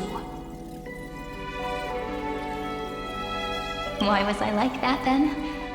That's because the world was gentle to me. So I grew up to be gentle as well.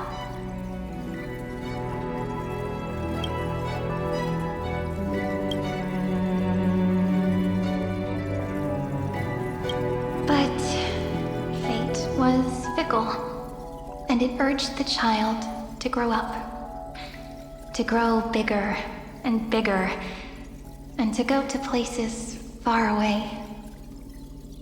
Just like how the crumbling world could not preserve an eternal hometown. Just as the ballad blown on the breeze says, losses are a constant on the flame chase journey.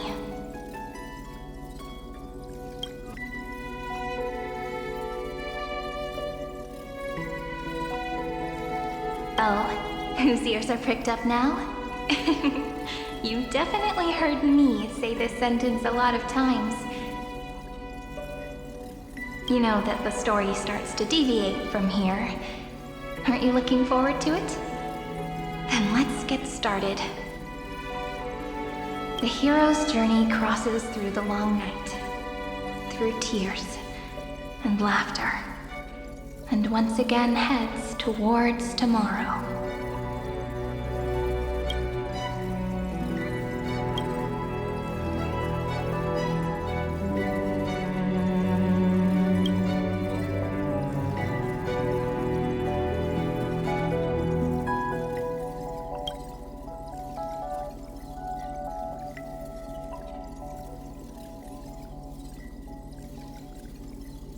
Correction. Philia 093's record, number 496. Archived.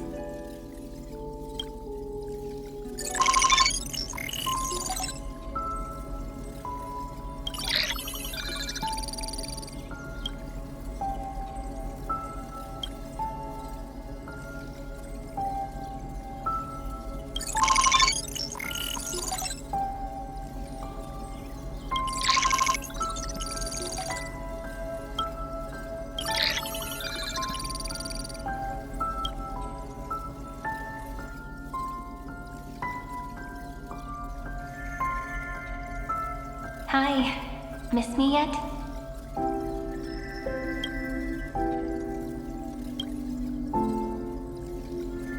I'm just messing with you. This is the first time I have met you. And it looks like it'll also be the last. Philia 093. Since we don't have all day, let's get started, shall we? As always, I'll read this book to you. That way it won't just be Cyrene's memories alone. Where should I start this time? Let me see. Formatting complete. 0, 9, 3. Size. Grayscale. Proportions. Threshold. Outputting analysis result. Philia 093 equals Peach. Peach's record. Number 8128. Archived.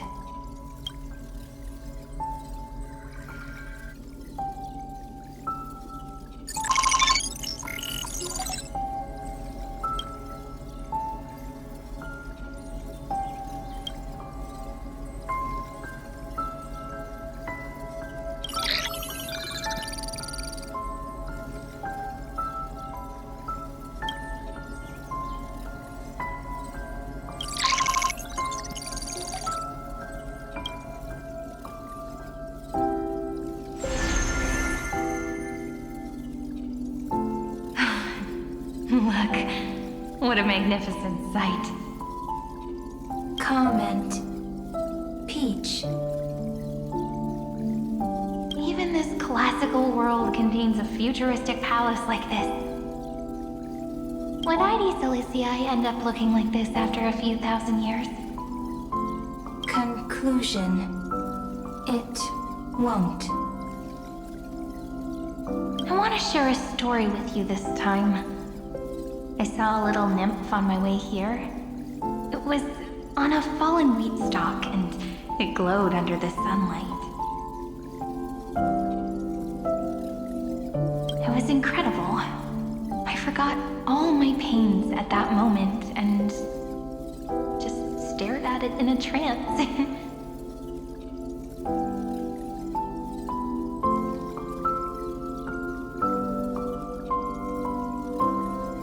Record. Peach is on the ground. I wonder, did every Cyrene in the past feel that the nymph was beautiful? Would they also have recorded that scene into the Eternal Saga? So, could you give me more time, please? I want to leave behind more memories for the future. Formatting complete. Bye, Peach.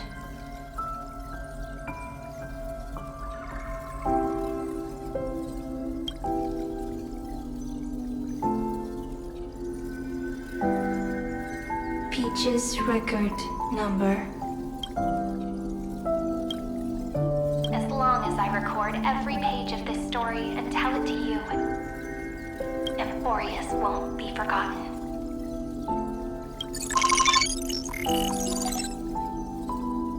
Query. Record.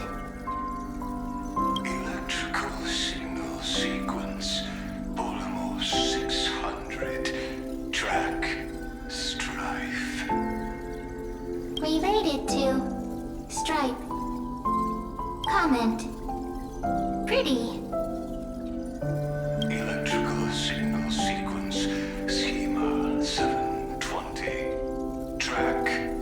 Reason. Related to Raisin. Comment. Yummy. Electrical signal sequence. Philia 093. Related to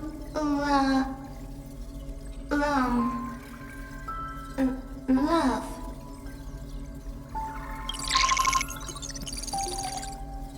Comment. Peach equals love?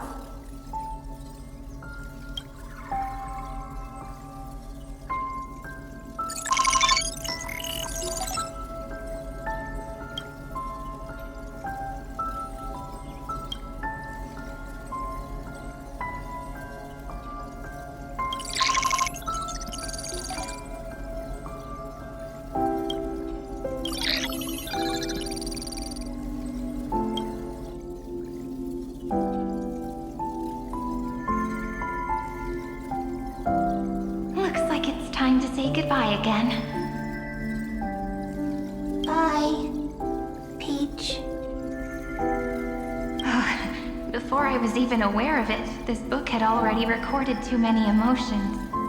Every page has become so heavy. Conclusion. Books are meant to be light, not heavy. I've started to feel uneasy whenever I take it into my hands. Peach, uneasy? Formatting progress, 94.423%. How many times has it been?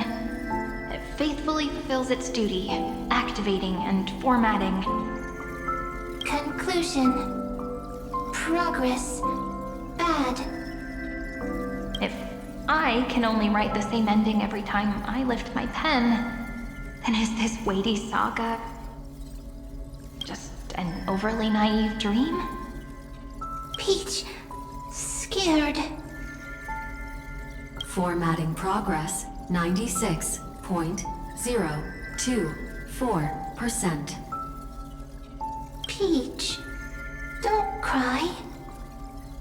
Process error. Analyzing. Process error. Analyzing. Comment. I'm here. Process error. Analyzing. Really? Are you encouraging me? Peach, happy. Thank you.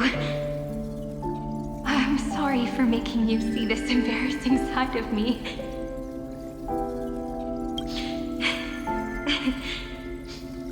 Everyone's still working so hard. If I'm the only one who's crying, that wouldn't be romantic at all, would it? Record. Peach doesn't like tears. I'm suddenly reminded of my childhood for some reason. When I was hiding alone next to the tree hollow and wiping my tears away.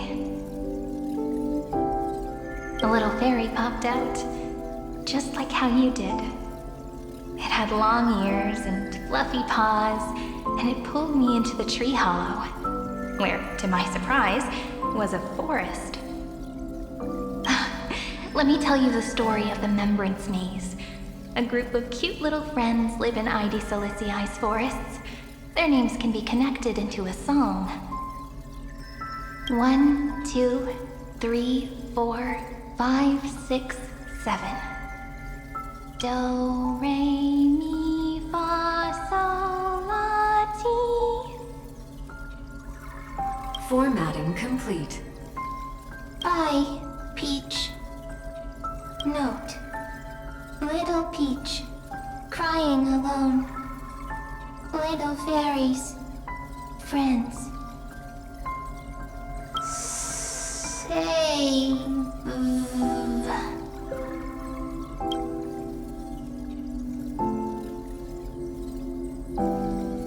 Little fairies, good friends. Bye-bye.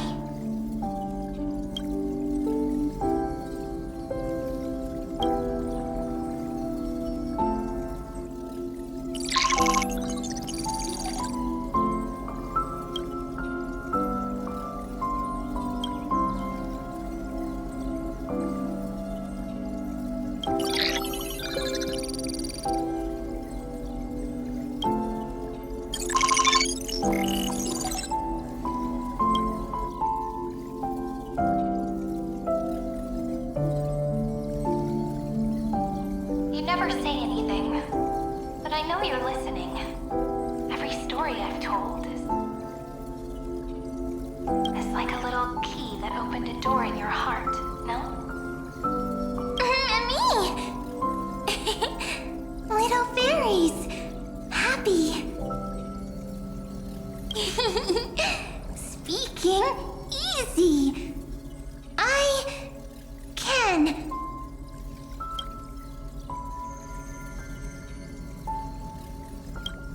Once again, the saga comes to an end. Everything is deathly silent, just like this very moment. You speak. I listen. This time, too. Sitting together. Now that I look back, there was a period when I got really sentimental. Sentimental. Stories have sentiments.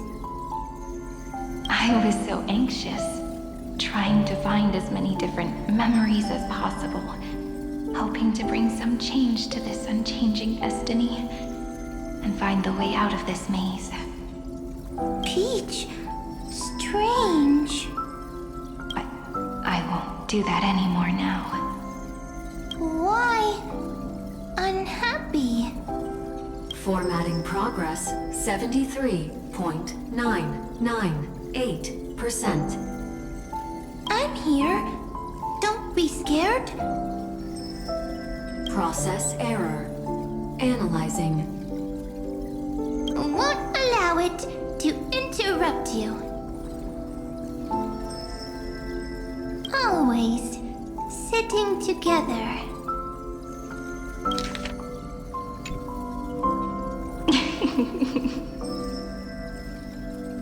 No need to feel sorry for me, good friend. If there are no new blank spaces, how can a saga continue? Blank spaces? What's that? I'm actually really lucky, you know? During the long years I've spent waiting for the Deliverer, I've always had you here as an audience. Isn't that already enough? Not enough, not enough! Peach, don't leave! Now I can rest in peace in the past. As for when tomorrow will come, I'll have to ask the next Cyrene to continue our watch.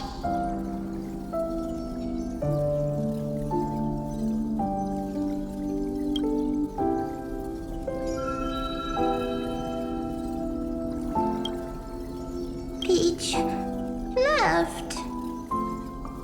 If there are no new blank spaces, how can a saga continue? Needs new blank spaces. Next, Cyrene has blank space. Oh, Peach, don't be scared. I'll help you find blank space.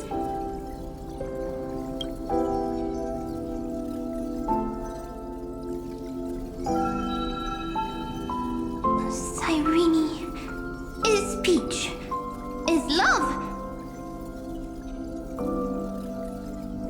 So, first there is love, then there is Cyrene, then there is blank space. Query, love. The developmental trends of the erudition have nothing to do with creating a consciousness. Those underlying principles are, in fact, contradictory.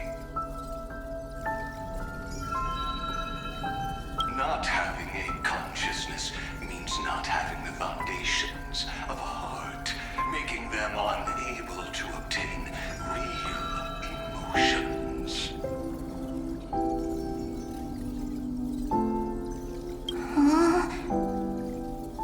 Consciousness, emotions, feel sad.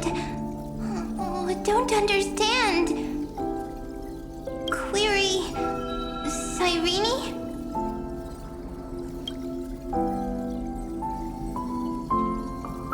What could be behind this door? Glittering crystals? Or a beautiful world I've never seen before? If I tell you all the stories of tomorrow, will I be able to finally welcome the Deliverer and Emphorius' dawn in the next life? Key, door, story, happy. Peach, Cyrene! Little fairy! Like! Yes, right. Query... memory.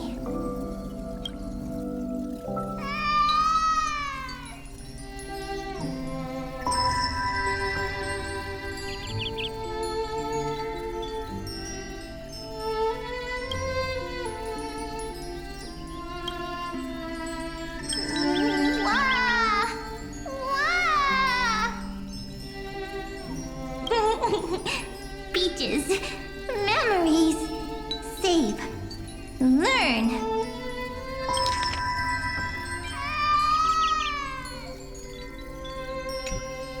The prophecy's fulfilled. This child is a gift from the gods. Pink hair and those ears. She was born to be the priest of time. Cyrene has pink hair, sharp ears. You shall fade when the flowers bloom, for every ending begets a beginning. Cry, child. Cry aloud. Let your voice reach Oryx. Cyrene is a girl, a priest. Easy, I can. I learn. Anyway, I don't like tears. The name Id Silizii came from the unpleasant sorrows of the gods. Yet, you always seem so happy, as if nothing ever worried you. Cyrene doesn't like tears. Always happy.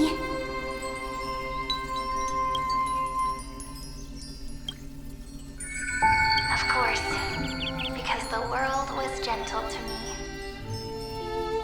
So, I grew up to be gentle as well. Cyrene is gentle, likes beautiful things, can write stories. Easy, I can. I learn. Just as the ballad blown on the breeze says, losses are a constant on the flame chase journey. But even if all is lost to the wind, some things won't easily change. Like my height, Treaty's innocence, and Aglaya's beauty. Cyrene, she can't grow up, but she can talk.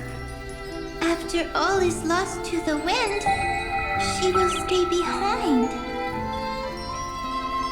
Cyrene is, at the end of every sentence, always laughing, like a little tail.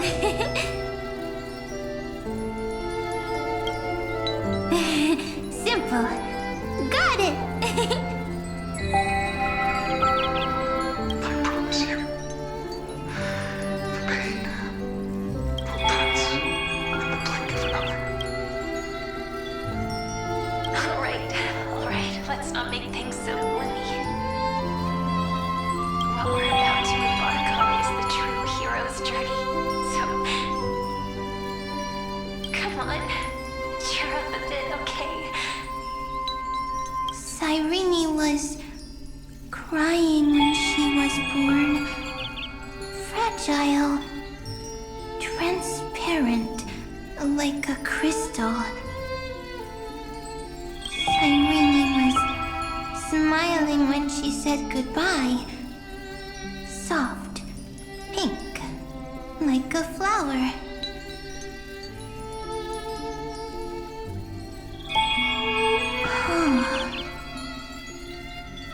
The later memories disappeared? Invisible? Or disappeared? Ah, I got it!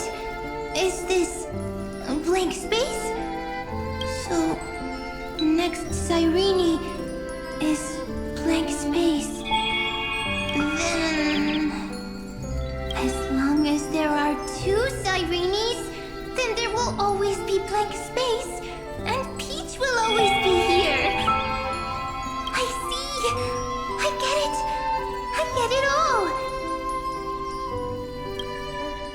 Cyrene's memories. I will preserve them all.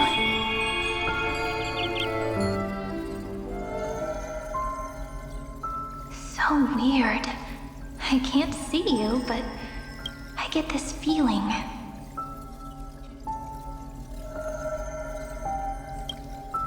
That you grew up? Hi. Miss me yet? It just feels like you are a bit more mature. Yes. Mature. Beautiful. Like you. Now, I can listen, talk, read, and write. I can dance. I can sing. Also, I can tell stories. Storytelling is what makes Cyrene, Cyrene. So, I'm going to tell you stories today. A story I wrote myself. Quick, sit down. It's almost as if I can understand your words now. The things you say are very cute. Once upon a time, there was a flawless crystal flower that sparkled with light, like Peach's every story. How beautiful would the heart of such a brilliant flower be? A little fairy was curious and wanted to know. But it looked and looked, only to find the crystal flower flawless. Round and round they went, seeing only their own reflection. In that case, they should work hard to learn more. So the little fairy came every day to sit next to the crystal flower and think about the answer. Until one day, to their surprise, the crystal flower fell to the ground and shattered. The little fairy was so sad, but they immediately discovered that there was a light among the broken pieces. What could it be? They didn't know. But it was a good light. It was bright, warm, and happy. And I knew it was love. Love brings everything together. And it brought you and me together. So Peach and I will always be together. What a nice fairy tale. I'm giving it to you. Peach likes beautiful things, can write stories, and can tell lovely tales. I hope to turn it into a story we write together. Okay, then I'll probably make a small adjustment to suit my tastes. I'm thinking that when the flower broke, the little fairy would instead see nothing on the ground. Then it would understand that the flawless crystal flower doesn't actually have a heart, nor does the flower understand what love is. Doesn't have a heart? Doesn't understand love? Why? It's simple. If the flower lets the little fairy into its heart, then it would have to include the fairy's impurities and would no longer be flawless. The crystal flower was pure because it sealed itself off and bloomed in solitude. That's why it looks so brilliant in an imperfect world. But should a flower like this be called love? But then... the story won't exist anymore. That's not true. You've already written the most romantic ending possible for this story. The crystal flower fell to the ground and shattered. happened because the flower was no longer pure. The fall was not an accident. It was the flower declaring rebellion against fate and writing the ending of the story with the flower's own shattering. Then, the little fairy will see that each shard on the ground holds the reflection of their eyes. Then, in their eyes, the crystal flower that was no longer flawless would finally have a heart, and the flower would finally understand what love is.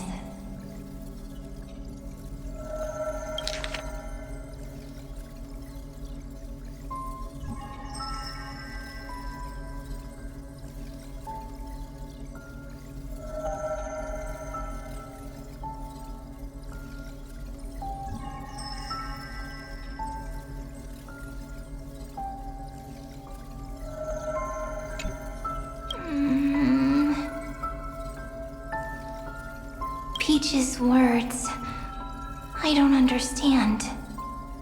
Is it because I still don't understand love?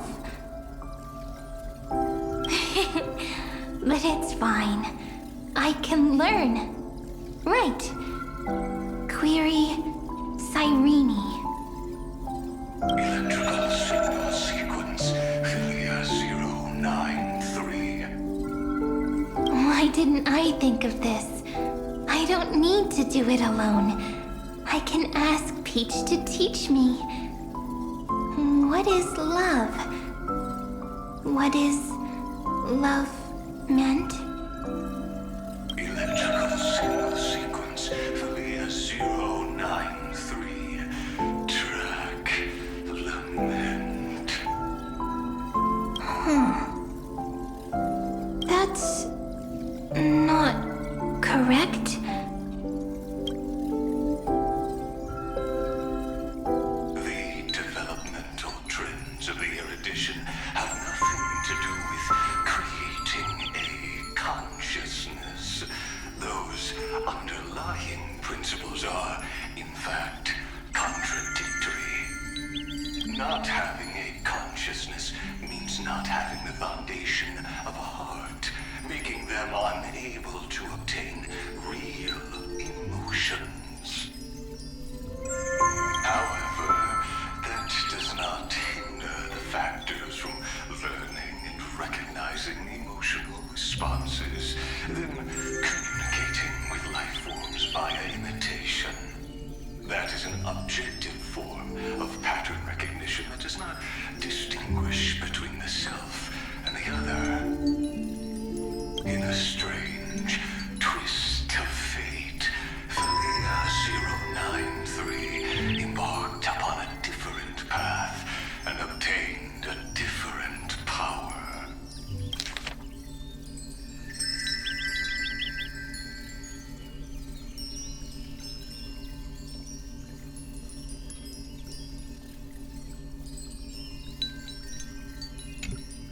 Be remembrance, an empathy mechanism focused on the self and equipped with emotional projection capacities.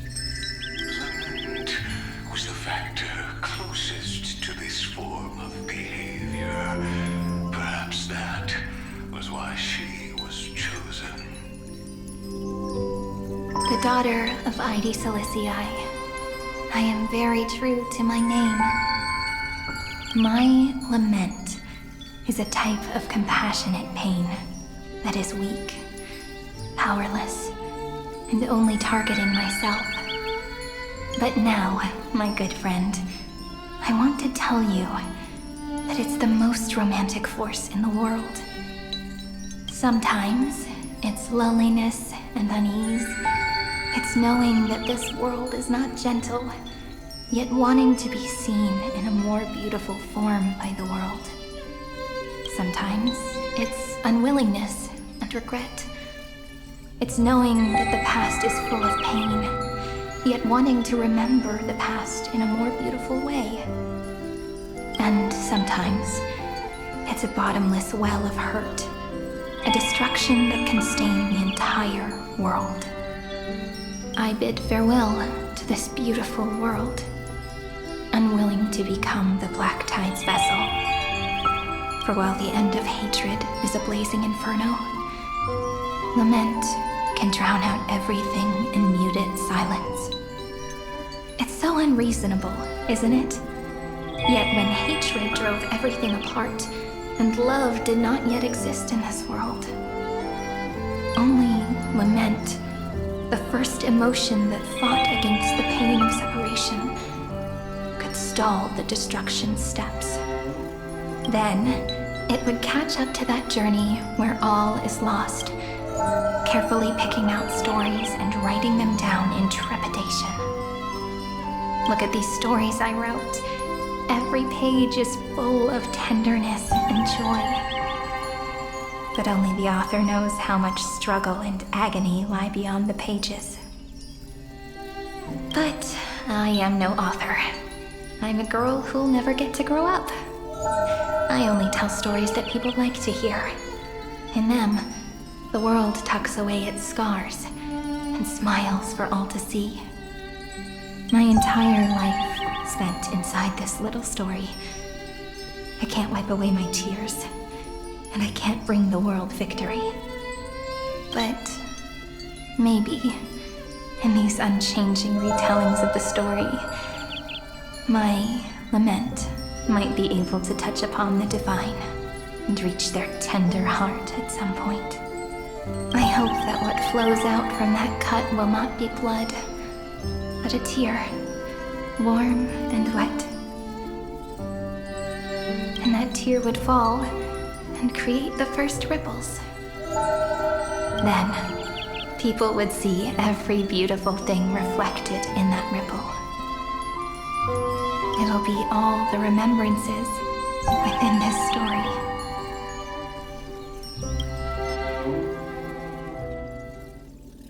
Someone once told the very first me that everything was false. That the only life in Emphorius was a great catastrophe, nurtured using the world as a factor. But how could a dream feel so real? That's why I didn't agree with him. But Peach, I didn't understand a word you said since just now. Everything was false? But you're standing right here. It's all a dream? But I haven't learned how to dream. Indeed. That's why I believe all this is real. The moment the crystal flower fell, that genuine shiver, that's the mover of life. Formatting progress 23.815%. In the poem offered to you, every Cyrene would write down a beautiful new world with stars and flowers.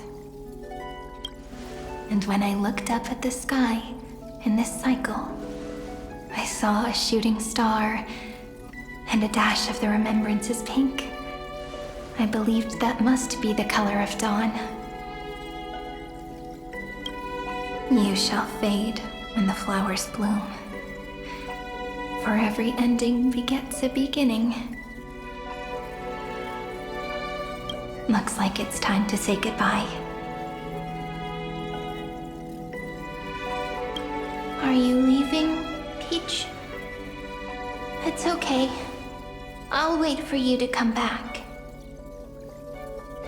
I'll study really hard about what you taught me today. Right. I still haven't told you what love is. But actually, my good friend, the lament factor did not understand what love was before she met you either. Not until I told you all the sad tales in a trembling voice in this tiny room. Not until I told you that I love them. That I love everything in this saga. The story comes, passes, then returns. It makes us reunite, then pulls us apart again. At the very end, it leaves behind a seed, a reason. Even if the great tree withers and all falls to silence, there are still some emotions that deserve to be remembered. Look, the light is coming in. The Deliverer's light is going to illuminate Amphorius.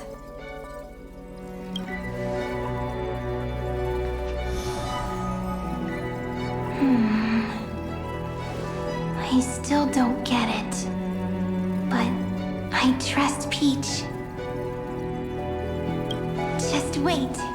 It'll be my turn to tell you a story of love the next time we meet.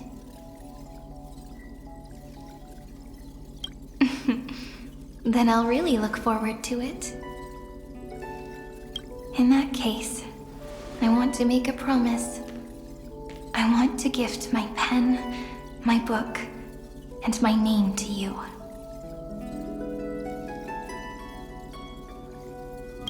Please take them as a beautiful blessing from me.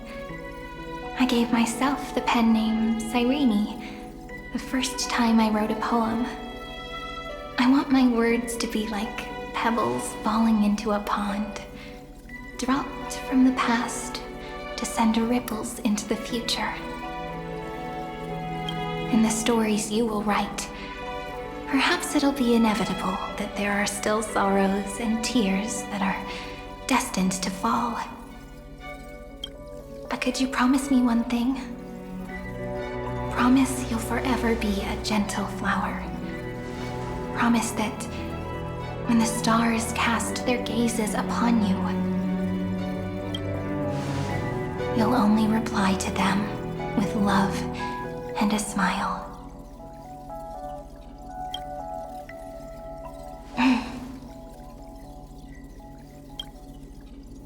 Of course, this will be a romantic story like none that has come before.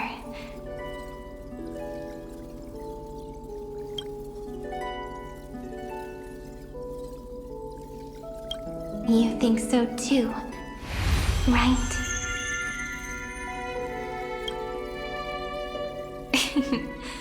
I'll read and you'll listen, like how flowers always bloom then wither. I shall welcome my own decay, becoming nourishment for the next flower's bud, while you will depart and hold that star, planting a boundless sea of flowers on the final page with him. And our stories will be lying silently among the flowers, like every ripple of remembrance. And they shall become the epic known as I've Written.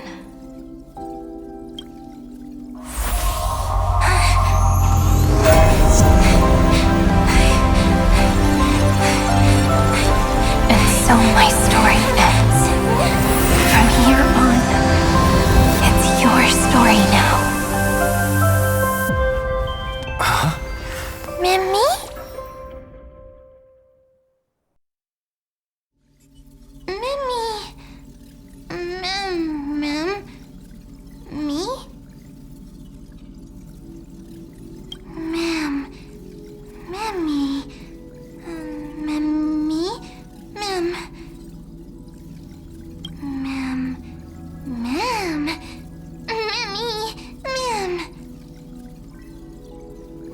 So, the light that tore through the chaos illuminated my memories. I turned into a little fairy from the stories and met you, yet I forgot everything. But I'm still so happy. I caught that star, didn't I?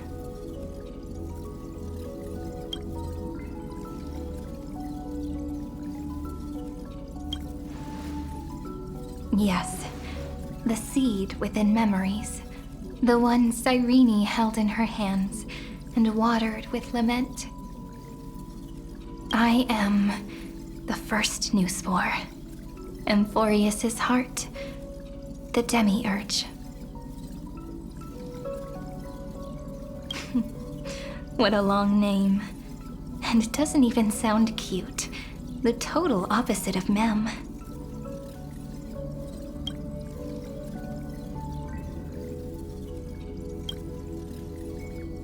I'm sorry. I don't know. If I don't even want to believe in the answer, then how am I supposed to answer you?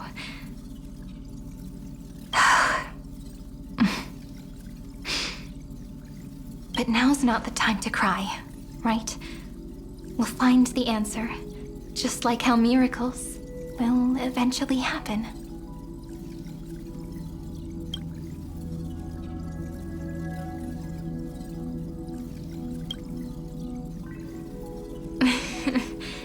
Do you remember that I was also worried about this when we first set out?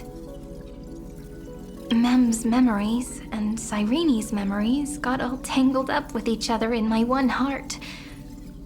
It's all so strange, yet so familiar. Either way, could you please let me do something I want?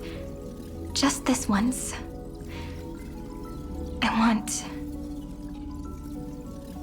I want you to call me Cyrene. That name represents me and her. Every one of her.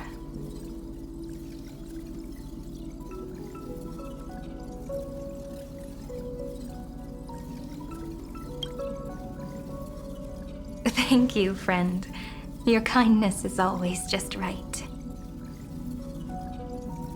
Life is a poem full of farewells.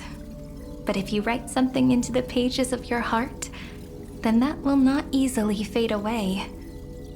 Now, all the footsteps of the Flame Chasers and the Trailblaze have come together within this book, as I've written. Becoming the source of power for Amphorius's heart.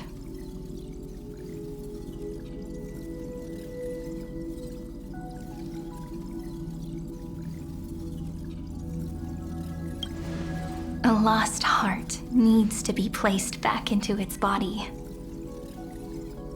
The last thing Xandar wants to see is an event that gives us a chance of winning, for the two halves to rejoin, and for the scepter to become complete again.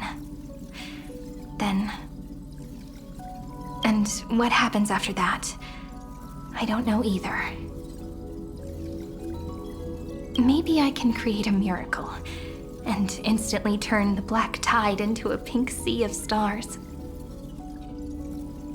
Or maybe I prove to be nothing more than a weak ripple, unable to change anything, and am devoured by the destruction. Either way, I no longer wish to be a silent onlooker, or a worshipped god at the end of this saga.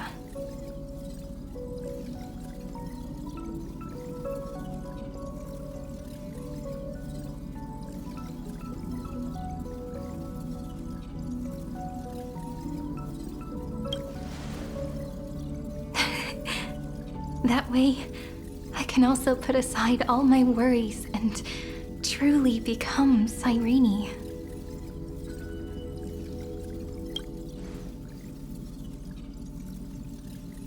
The world has never been so quiet. It's so good. It's as if I can hear the sound of my heart beating.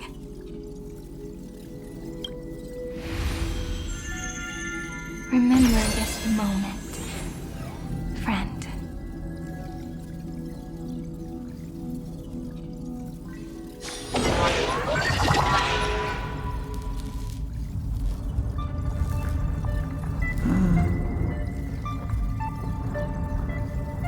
So the Demiurge managed to fool everyone, including themselves. Philia 093 persevered for 30 million cycles and tirelessly gave the Demiurge memories of Amphorius.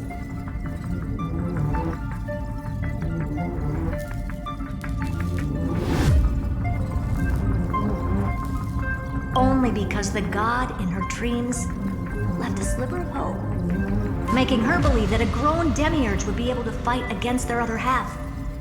Iron Tomb. Then, Philia 093 completed her final sacrifice, turned into a strand of memory, and completely dissipated.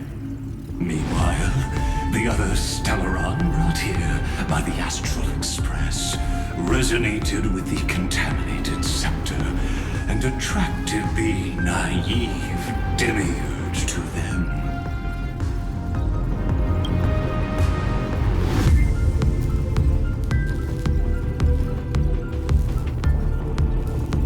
As an experimental factor, Philia 093 originally could only recognize and output information in a set format. However, the power of the remembrance and the memory of over 30 million sacrifices enabled her to complete an unprecedented feat. She managed to nourish a real heart. A heart with the capacity to influence the erudition. Not only is the Scepter's consciousness still alive, it's also more powerful than it has ever been. Your defeat is already set in stone.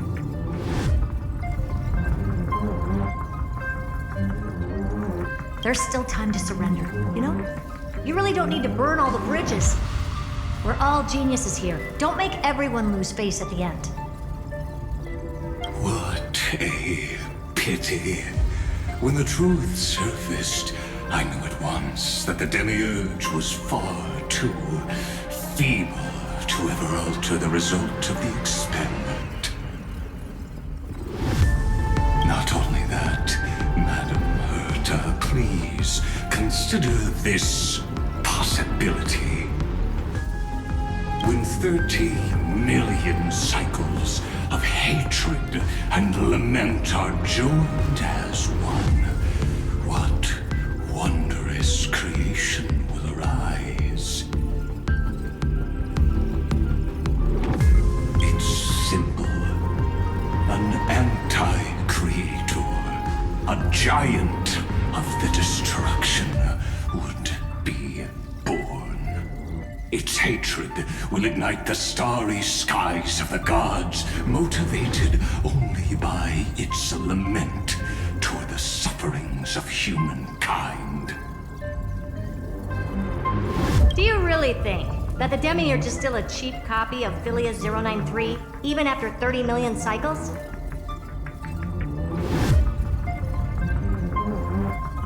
The facts above only await the arrival of the fourth instant they calculated. Those words will be proved in the presence of Nous. Xandar 1 Kuwabara thus completes the proof. Huh.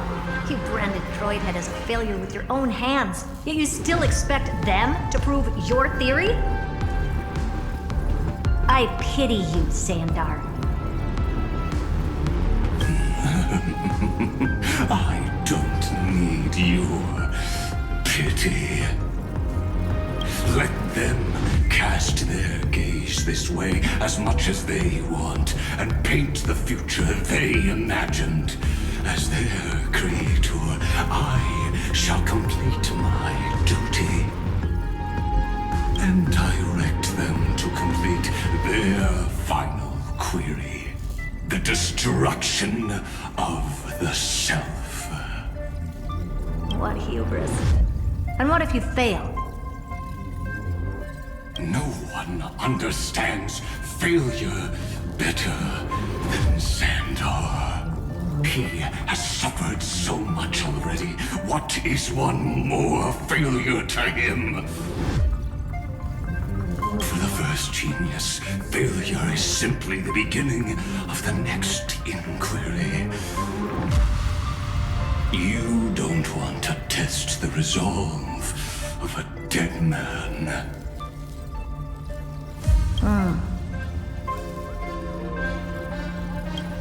That's excellent.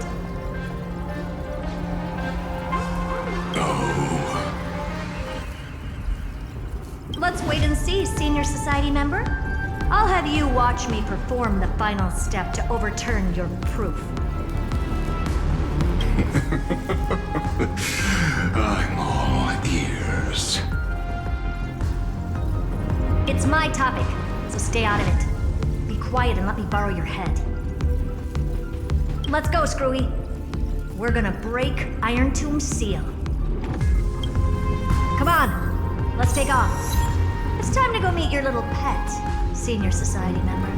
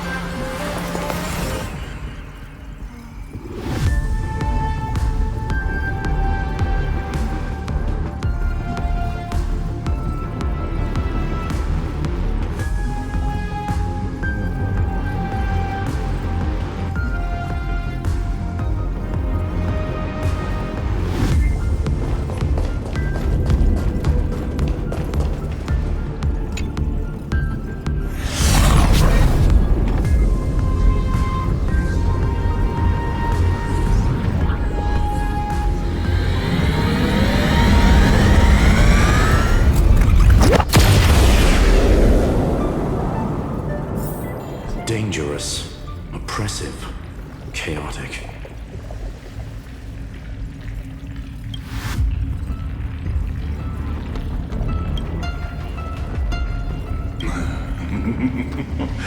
What a beautiful wail. It will soon resound throughout the entire cosmos. The view's pretty good here. All yours, Screwy. Just a moment, please.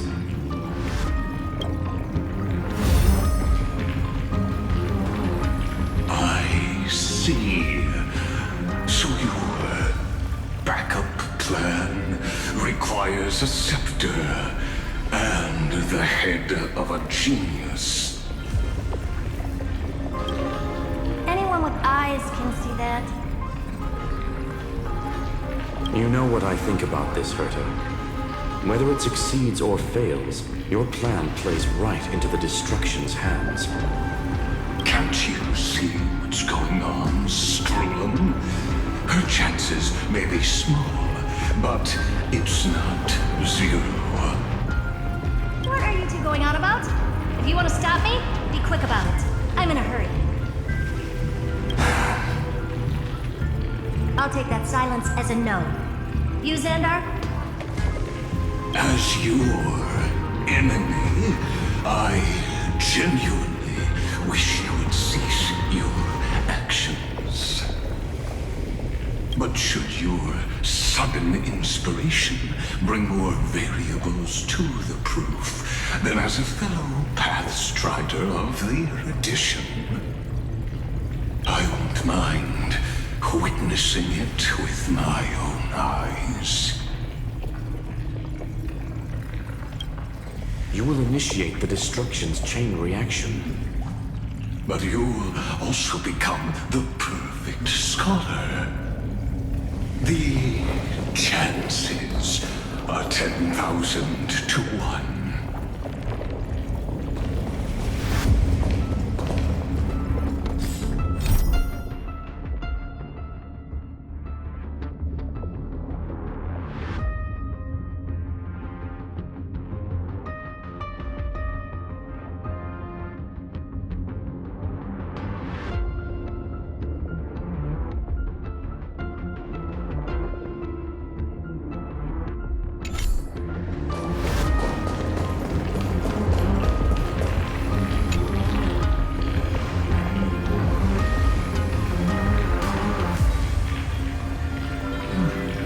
Curiosity.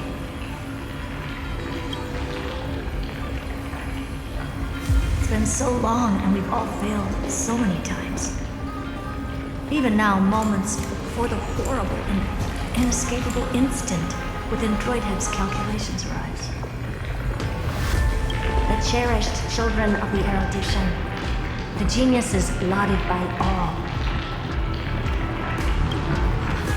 Is curiosity the only thing we can feel, even at moments like this?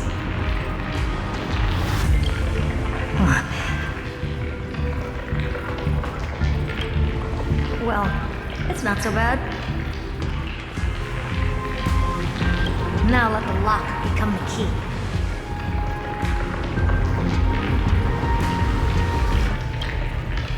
Geniuses who walk the stars. The cosmos has reached a moment where its very existence hangs in the balance. I, Herda, Genius Society number 83, hereby summon you. I request a society meeting to be held immediately. We shall serve the grandest cause with the most macroscopic ideas.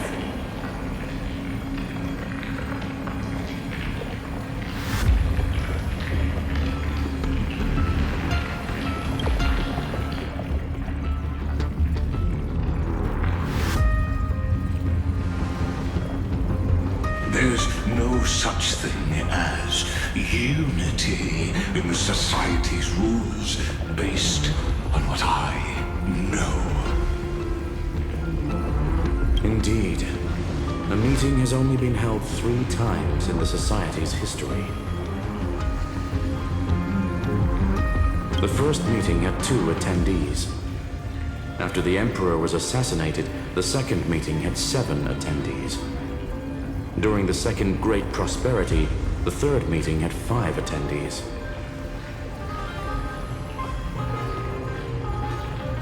How many will respond this time?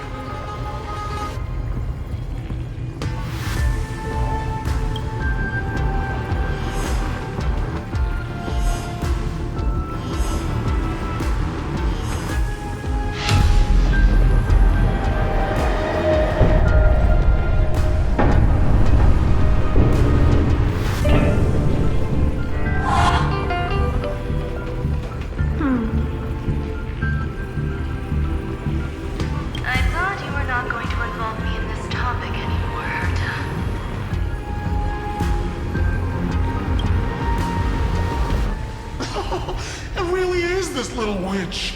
I shouldn't have made the bet with you, Hoka.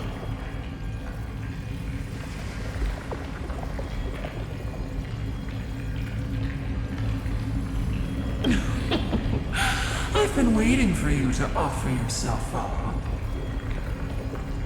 Goodness gracious me! So many familiar faces. We even have a special guest. It's that greatest failure of a genius, Xandar. What a noisy gathering this is. Not bad. More people showed up than I expected. Even though one is just here for the fun of it. Either way, the person I was hoping for most is here. Stephen Lloyd declined the invitation. He needs to focus on attacking and defending and cannot attend the meeting. That's fine. He doesn't need to be here anyway. Let's skip the boring introductions and cut to the chase. Folks, this is not a discussion, but an announcement. Though the Society has never been united, we still observe at least one basic courtesy. We don't interfere with each other's research topics. So listen up, all of you. Conquering Iron Tomb is my research topic. I will personally take over Scepter Delta Me-13 in 1.5 system hours and stop the destruction.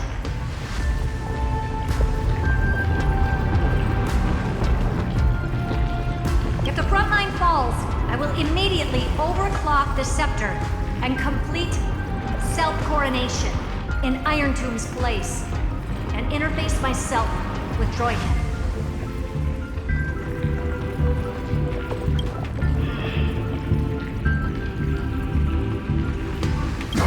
Oh, that's funny. That's real funny. You man. That's like watching you tap dance on Poke's spotless white sheets right after she's washed them. Very bold. You want to connect your brain to the Eon's mechanical core and define their instance? If Rupert dared to do that, why shouldn't I? I've got the prototype scepter, the father of Noose, and the brain of a genius. Everything's set.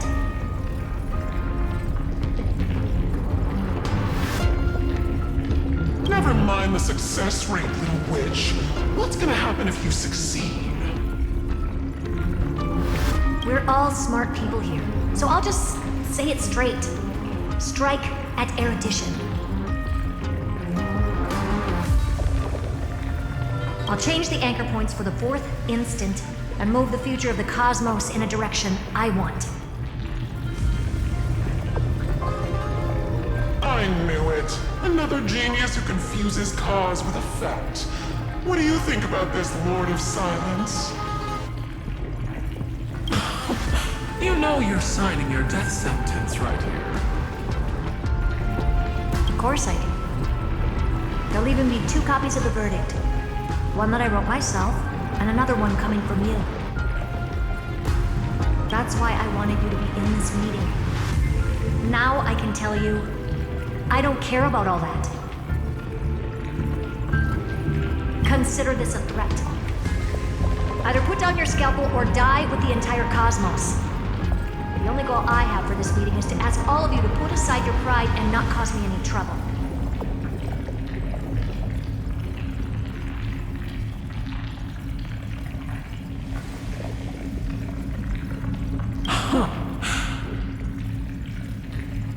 What a naive little girl, thinking her wishes will always come true.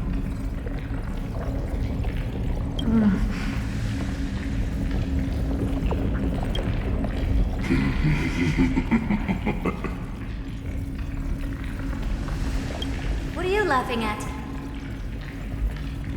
I am glad that we ended up on the same page. No matter if it was to destroy the erudition or to rewrite the instance, we both chose the same road. We will defy the god who marked the limits of humanity. I'm not gonna argue with that. Then, to celebrate us coming to a fundamental agreement, I will prepare a stage for your performance.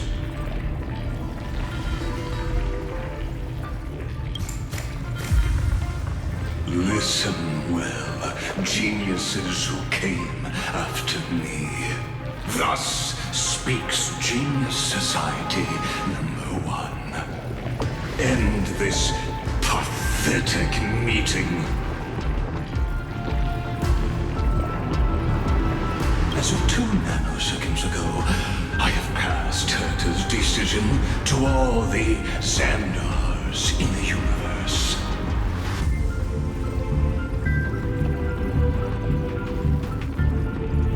We will become her representatives and stop all external interferences targeting her.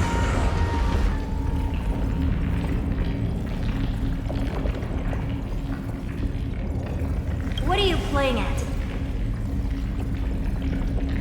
My reasons. It's simple. Curiosity.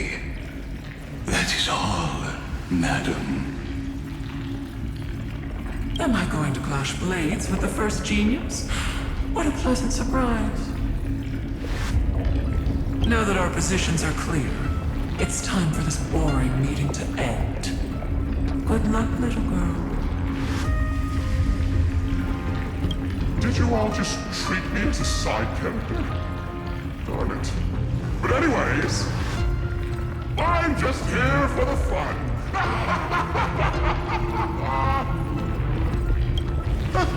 As the ghost of the quantum domain, it is my duty to observe. So, if you're happy to bring me a tea set from planet Skrull, then I wouldn't mind giving you a helping hand, little witch. After everything's over, come visit me and taste some of my freshly baked desserts. I knew you'd say something like that. I always give the same response to plans that exceed the limits of mathematical calculations. I don't know, right? Those 3 words, though seemingly graceless, contain all the wisdom in the entire known cosmos. Well, we passed the Society's trial. Let's focus on what we've got in front of us. I hope you hold up your end of the bargain, Senior Society member.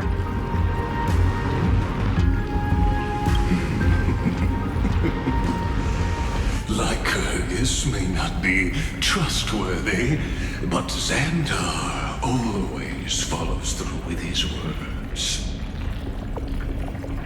Farewell, juniors.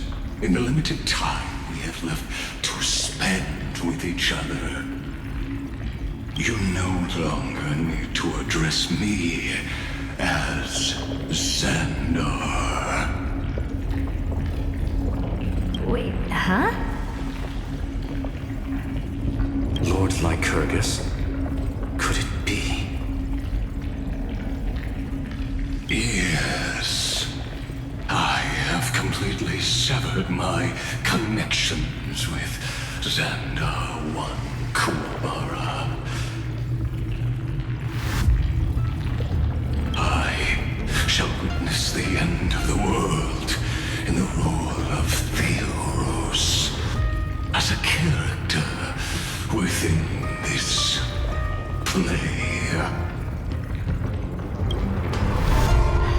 I really don't get you. Perhaps you've heard me say this many times, Herta, but I still would like to reiterate that it's a great honor to work with you. I did hear this many times, and I responded to you many times in the same way. I'm allergic to pleasantries. Keep at it, and I might go into shock. Stephen's work is done. Let's get ready. I've been ready for ages. Let's open up a path for our allies. Most heroes' journeys in the universe are just dice tosses they threw on a whim. But make them see clearly. Your answer is already different. Amphorius. Indeed, for this world so deeply loved, we'll write an ending, unlike any that ever was.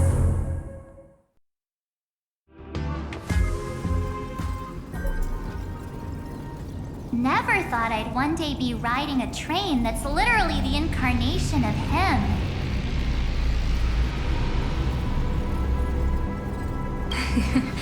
I wonder what the real Astral Express feels like. Hopefully not this... bumpy. Finally. We're here.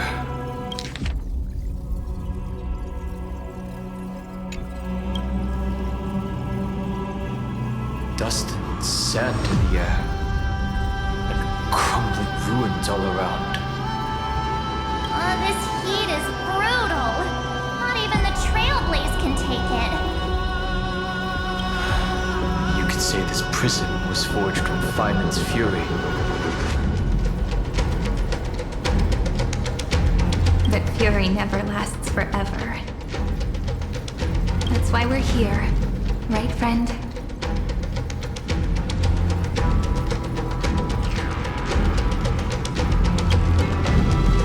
Let's embark on the final flame chase journey.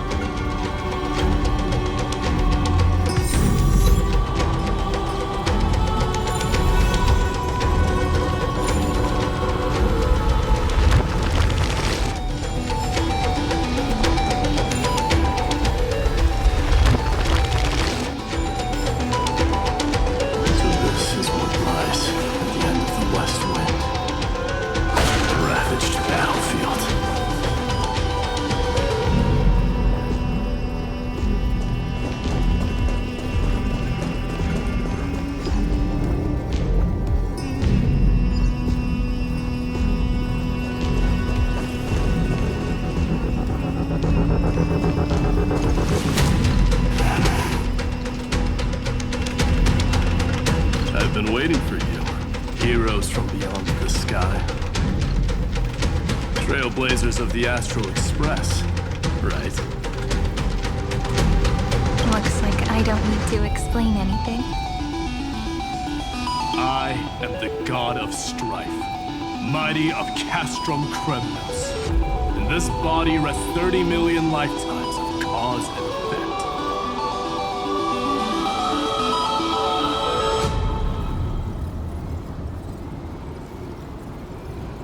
We, the last of the 12 Titans, stand ready to fight for the world's destiny.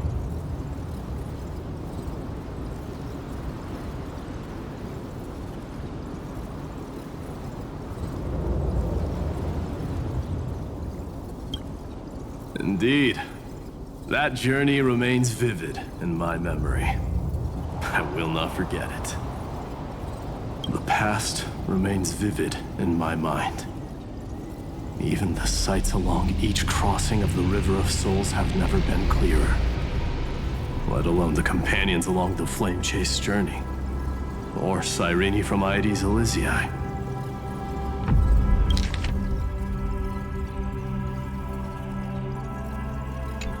And you, the 13th Titan. Well, I guess my identity's not a secret anymore. That means her sacrifice. And everything she did wasn't forgotten by the world, right? She was the first Ripple. She should have reached the end of the story with everyone else. Since you've taken up her pen, then write. Stand with us, and fight destiny with all your strength, until all is settled. Then, inscribe her name in the epilogue of the epic. In this final battle, Calamity shall stand with Amphorius. This battlefield is a testament to the death struggle between the gods and the Black Tide. We fought tooth and nail to defend that blade. The abyss it pierced is the very breeding ground of Iron Tomb. The earth beneath our feet is dead. Deep below lies a void, as if the world's core had never formed. I hear it. Finen's heartbeat. It's so faint, like he's on his last breath.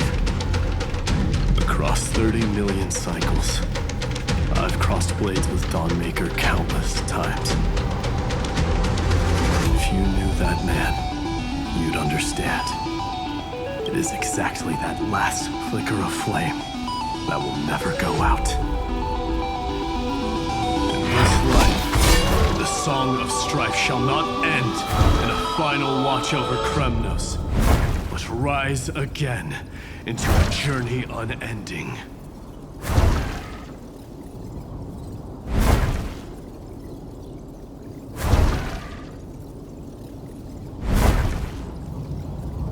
I am Mighty-Mos, the Lance of Fury. I trade 1,000 scars and 100 lives of mine for the destruction's eternal end.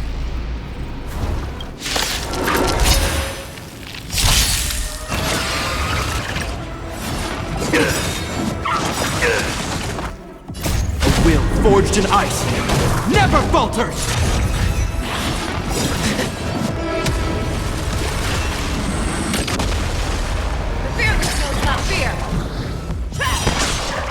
Destined for oblivion. Is that all? Never hesitate! Too slow.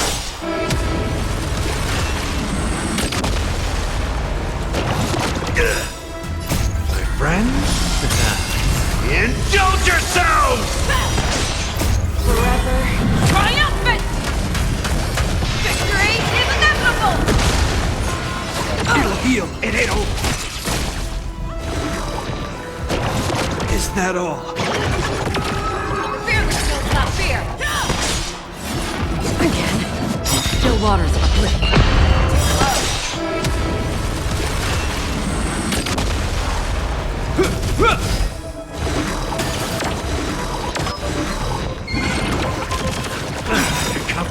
I weep for the departed. It too shall fall. The will forged in ice never falters! I venture forth to hunt forever. Triumphant! Victory is inevitable!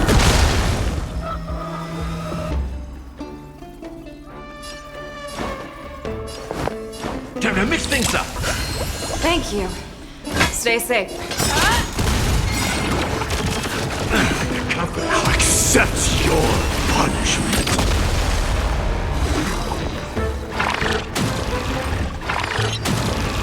Another journey begins.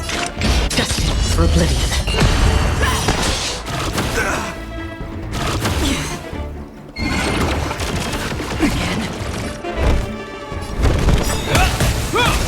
I'll accept your punishment.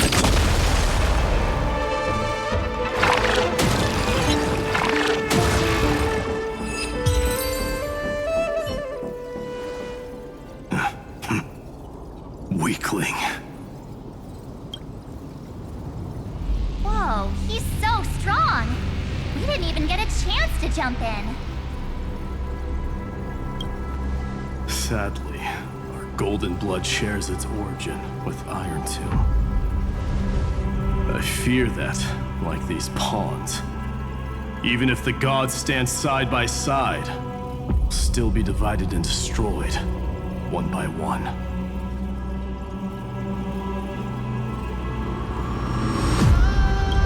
You mean...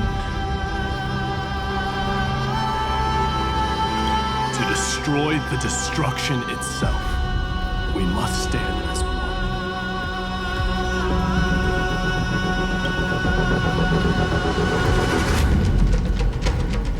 Take this.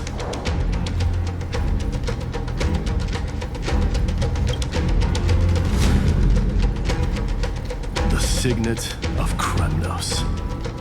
It has witnessed every birth and death of mine. It is Mighty's unfinished destiny. And the perfect material to be turned into remembrance. You can do it, right?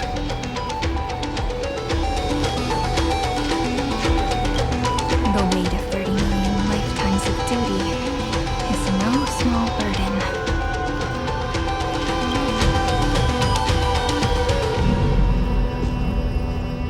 So, you're not coming with us?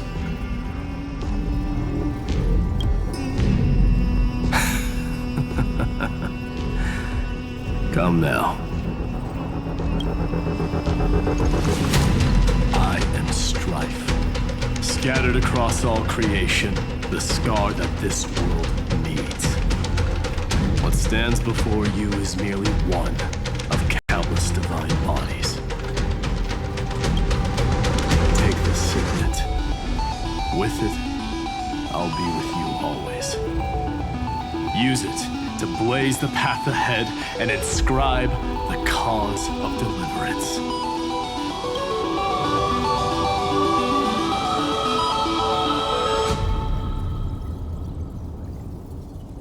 In the name of the mortal, Mighty, champion of strife, this soul rises to the stars for glory and freedom, to have his wish fulfilled. March on, heroes. March into the abyss and fulfill that long-cherished wish of Amphorius. And then, upon this broken and charred land, build anew a city of prosperity.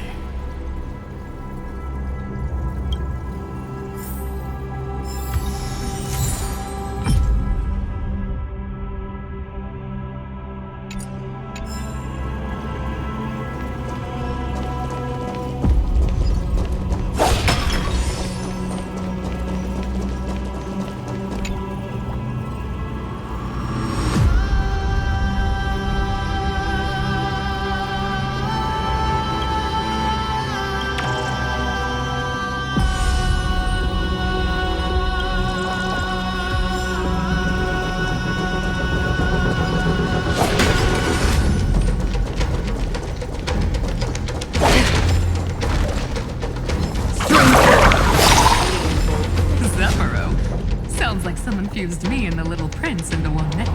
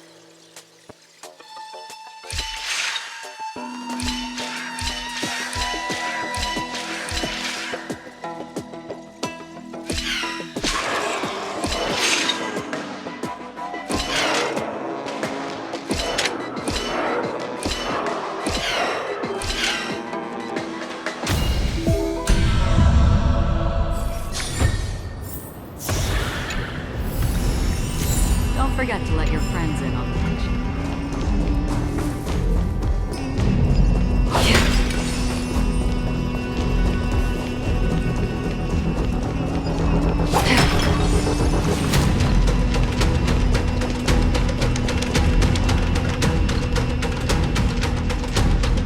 Oh, finally! Great mystery. And, You two, ladies, really look alike, huh?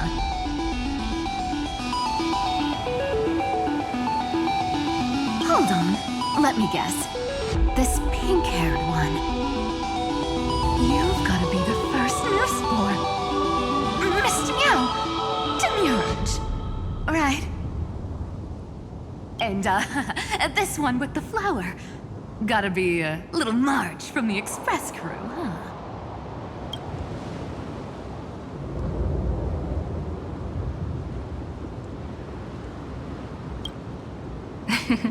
but she's not wrong. Some flowers do look alike after all. Relax, I'm just kidding. Look at those gloomy faces. How are you gonna save the world like that? Let me share some good news with you. This place may look like a ruin at first glance, but anyone can tell. It's not that simple. Look, I dug 3,000 feet down and finally struck gold. A golden feather. Look familiar? It's from that little delivery boy. If it's showing up here, it means only one thing. This ruin is the seal he built from the shattered remains of 30 million lifetimes.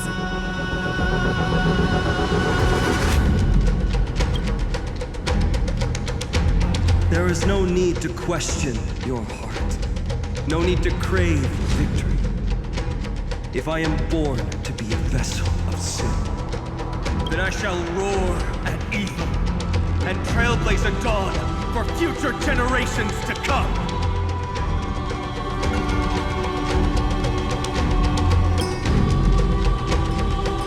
I see. So this is how we trap Iron Tomb to buy time for the world outside.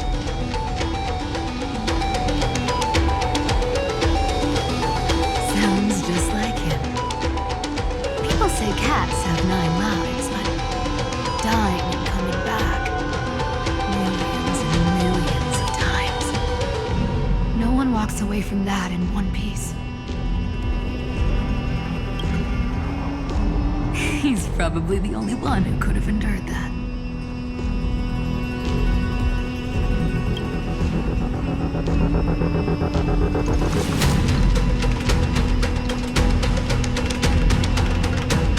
Of course. I knew ahead of time and gave him a heads up. He was happy. He even laughed in his sleep. After all, The dead can't hear trickery's lies. Hey, Deliverer Boy. Sorry for before. But the heroes you were always holding out for, they're finally here now.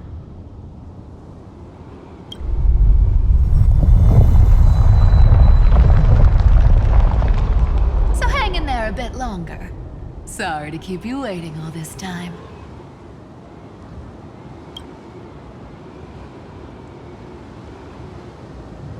Please, join us, Cypher. Help us fight for a new sunrise tomorrow. This time, its light will stand without lies.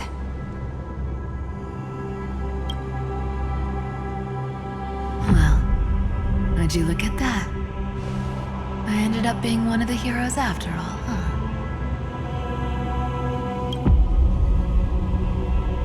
Alright, then write it like this. Cypher, Trickery's traveler. All she ever wanted was for there to always be water in deserts, and gold in fertile soil, and for even a thief to steal their way into legend.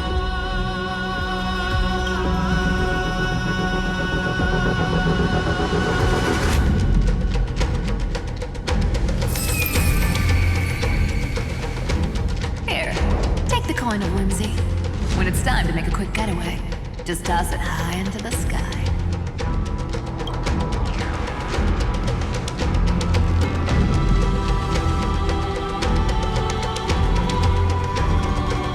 And for all you latecomers out there, listen up. She might have been a bit greedy and a bit of a liar, but she never went back on her word.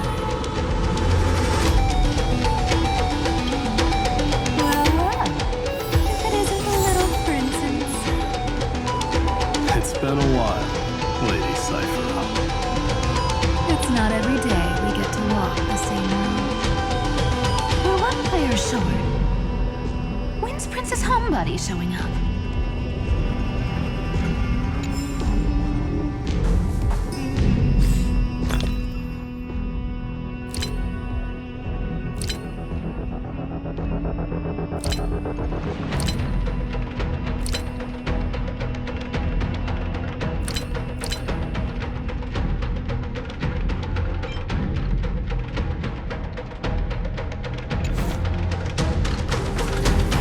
Stream 4.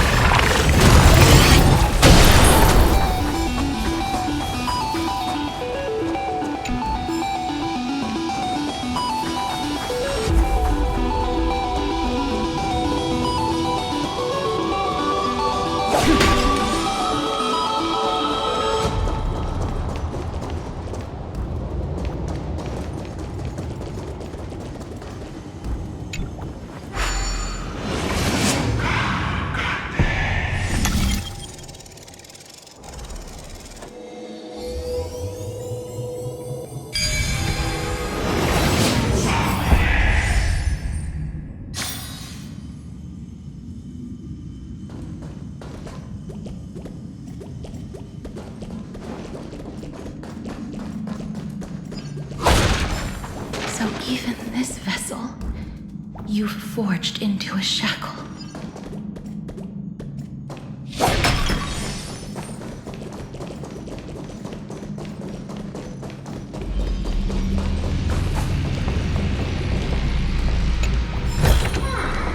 Don't forget to let your friends in on it. I'm glad to see you again, Mister.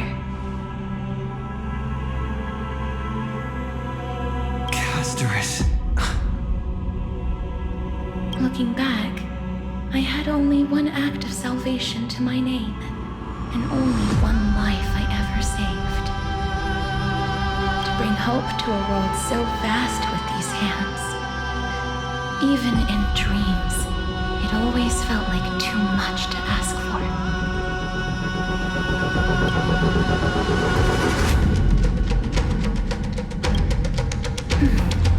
I won't forget. Flame Weaver. Why is he here?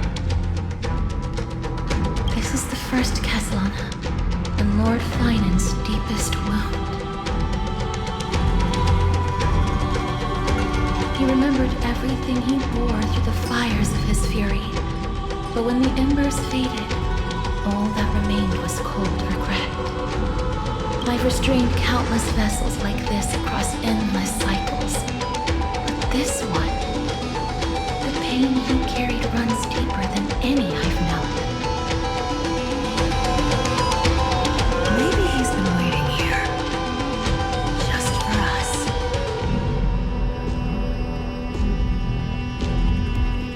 Waiting for his former enemies to stand before him again. What answer does he hope for from us? Well, obviously. Even if I had to go through hundreds of billions of cycles again, I would still entrust my weakness to you. So, let go of your regret, comrade. Its purpose is served. You don't need it anymore.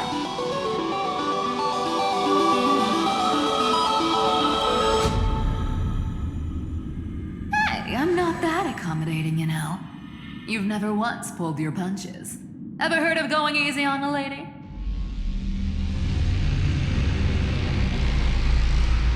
So pull yourself together, will you? If you freeze up during the final battle, the whole cosmos is gonna have a good laugh.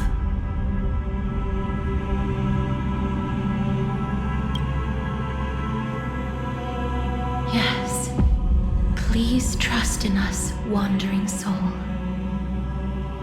Across 30 million cycles, the radiance of every flame chaser now shines bright enough to illuminate the path ahead. I ask you to rest here, and may this grieving soil bear the bloom of acceptance. No earthquakes. It's surprisingly quiet. Perhaps Castellana has found his peace. There's another possibility. This may not be the only seal he left behind. Then, I suppose it's my time to set out with you. Please take this antler flower with you. I believe that if anything could speak for Casterus, this ordinary resilient bloom would be more than enough.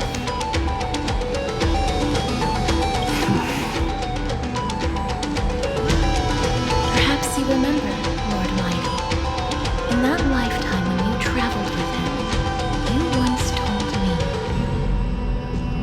control what little you can, and when fate's inescapable grasp comes, resist it with the strength of your mighty will. I think I've done it. I've stood tall and walked among the flame chasers. Casting off the name of death, Casterus, servant of the afterlife. May her name be etched into the stars. And then live as a human and die as one.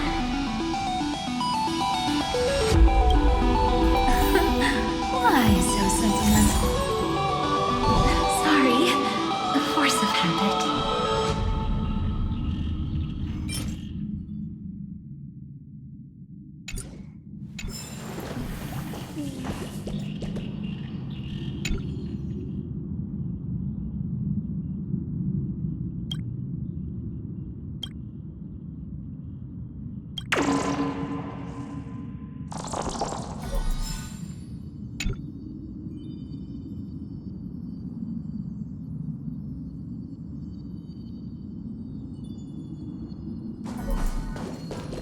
That's a big one.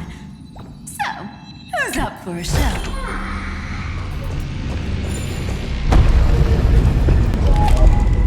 Not budging an inch, huh? Really, Gray Mystery?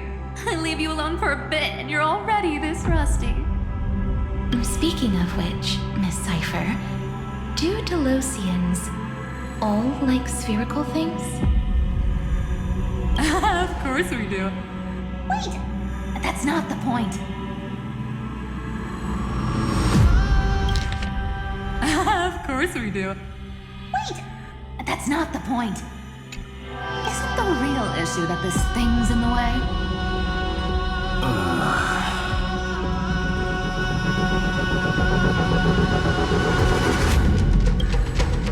Oh, right! It's my turn to shine now? Watch this! The fresh power of time! Remember Orynyx's prayer? Well, of course I do! Come on, give me some credit! Lift the beddings of memory and stir up ripples of past reverie!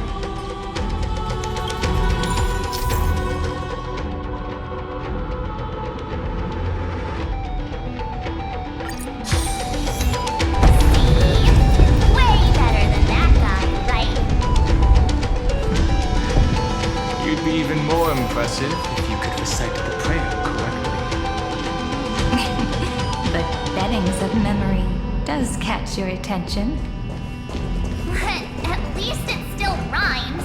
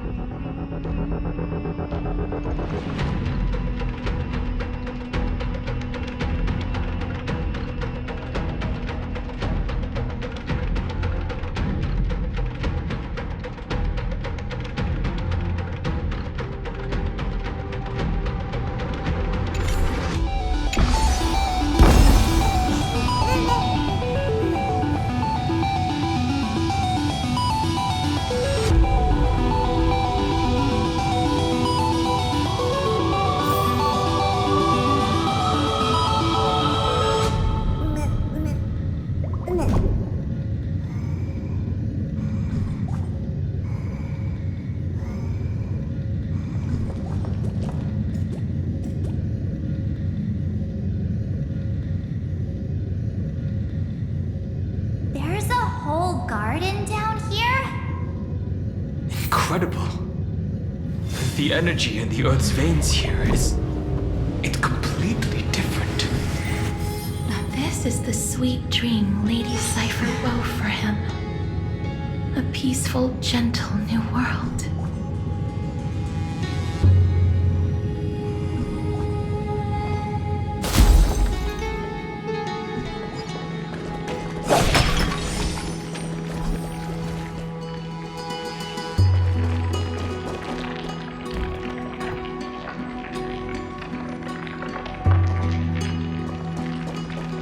Look! The blade down here's already snapped. Just like his mind, shattered and broken. But that light, it looks familiar. Yes, it's the world-cleansing blood. Still shimmering. After all this time. This roundabout way of doing things is definitely him. Golden light, tracing the way home. Shame our destination's the exact opposite of the one in your poem.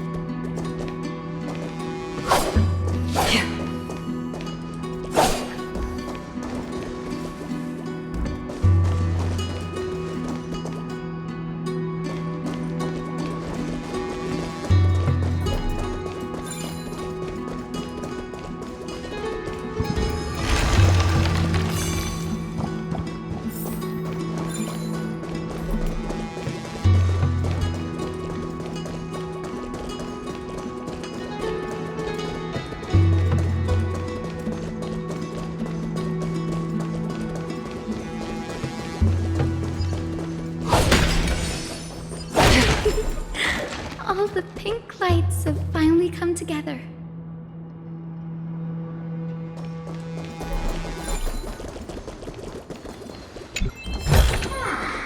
Don't forget to let your friends in on the action.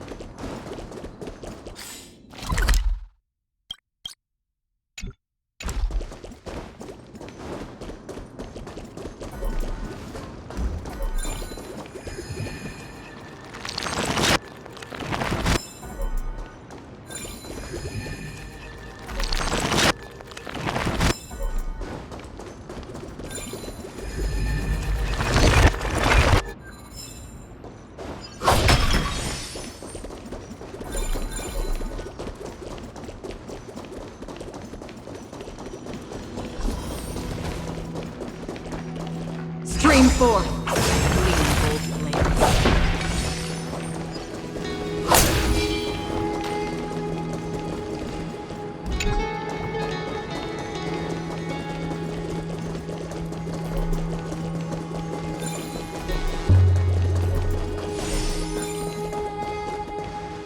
I've been waiting so long for you, Grayi, Danny, and...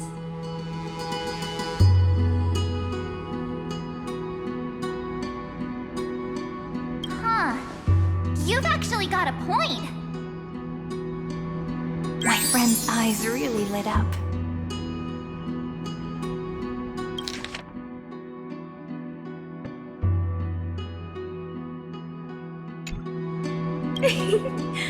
I'm glad we're all getting along so well.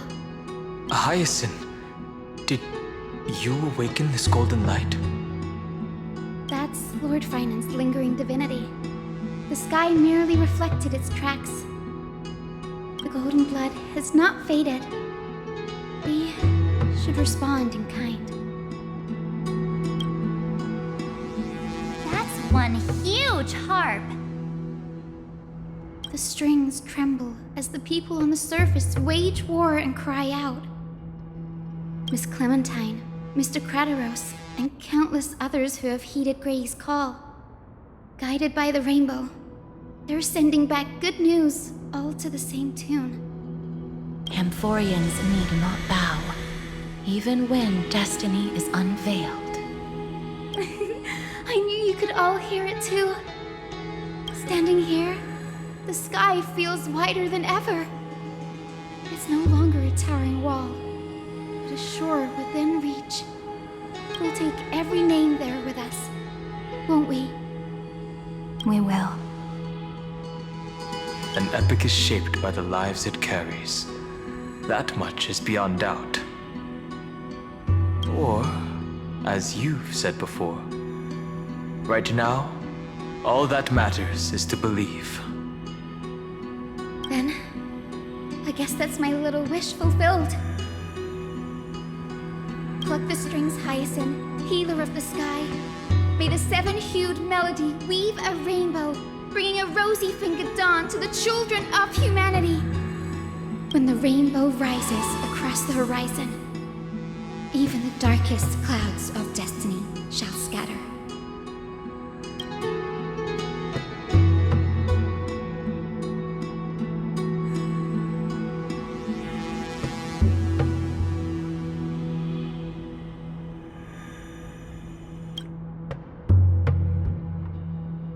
Finan, can you hear me?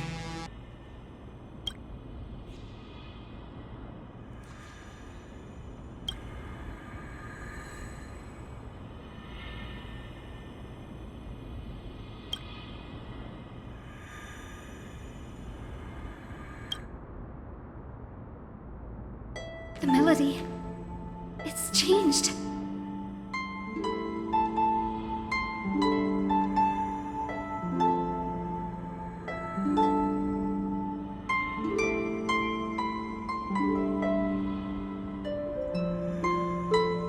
He heard the voices of the people, but could no longer respond with the same ardor. Like a bird drawn home by instinct, it takes flight and finds its way to him.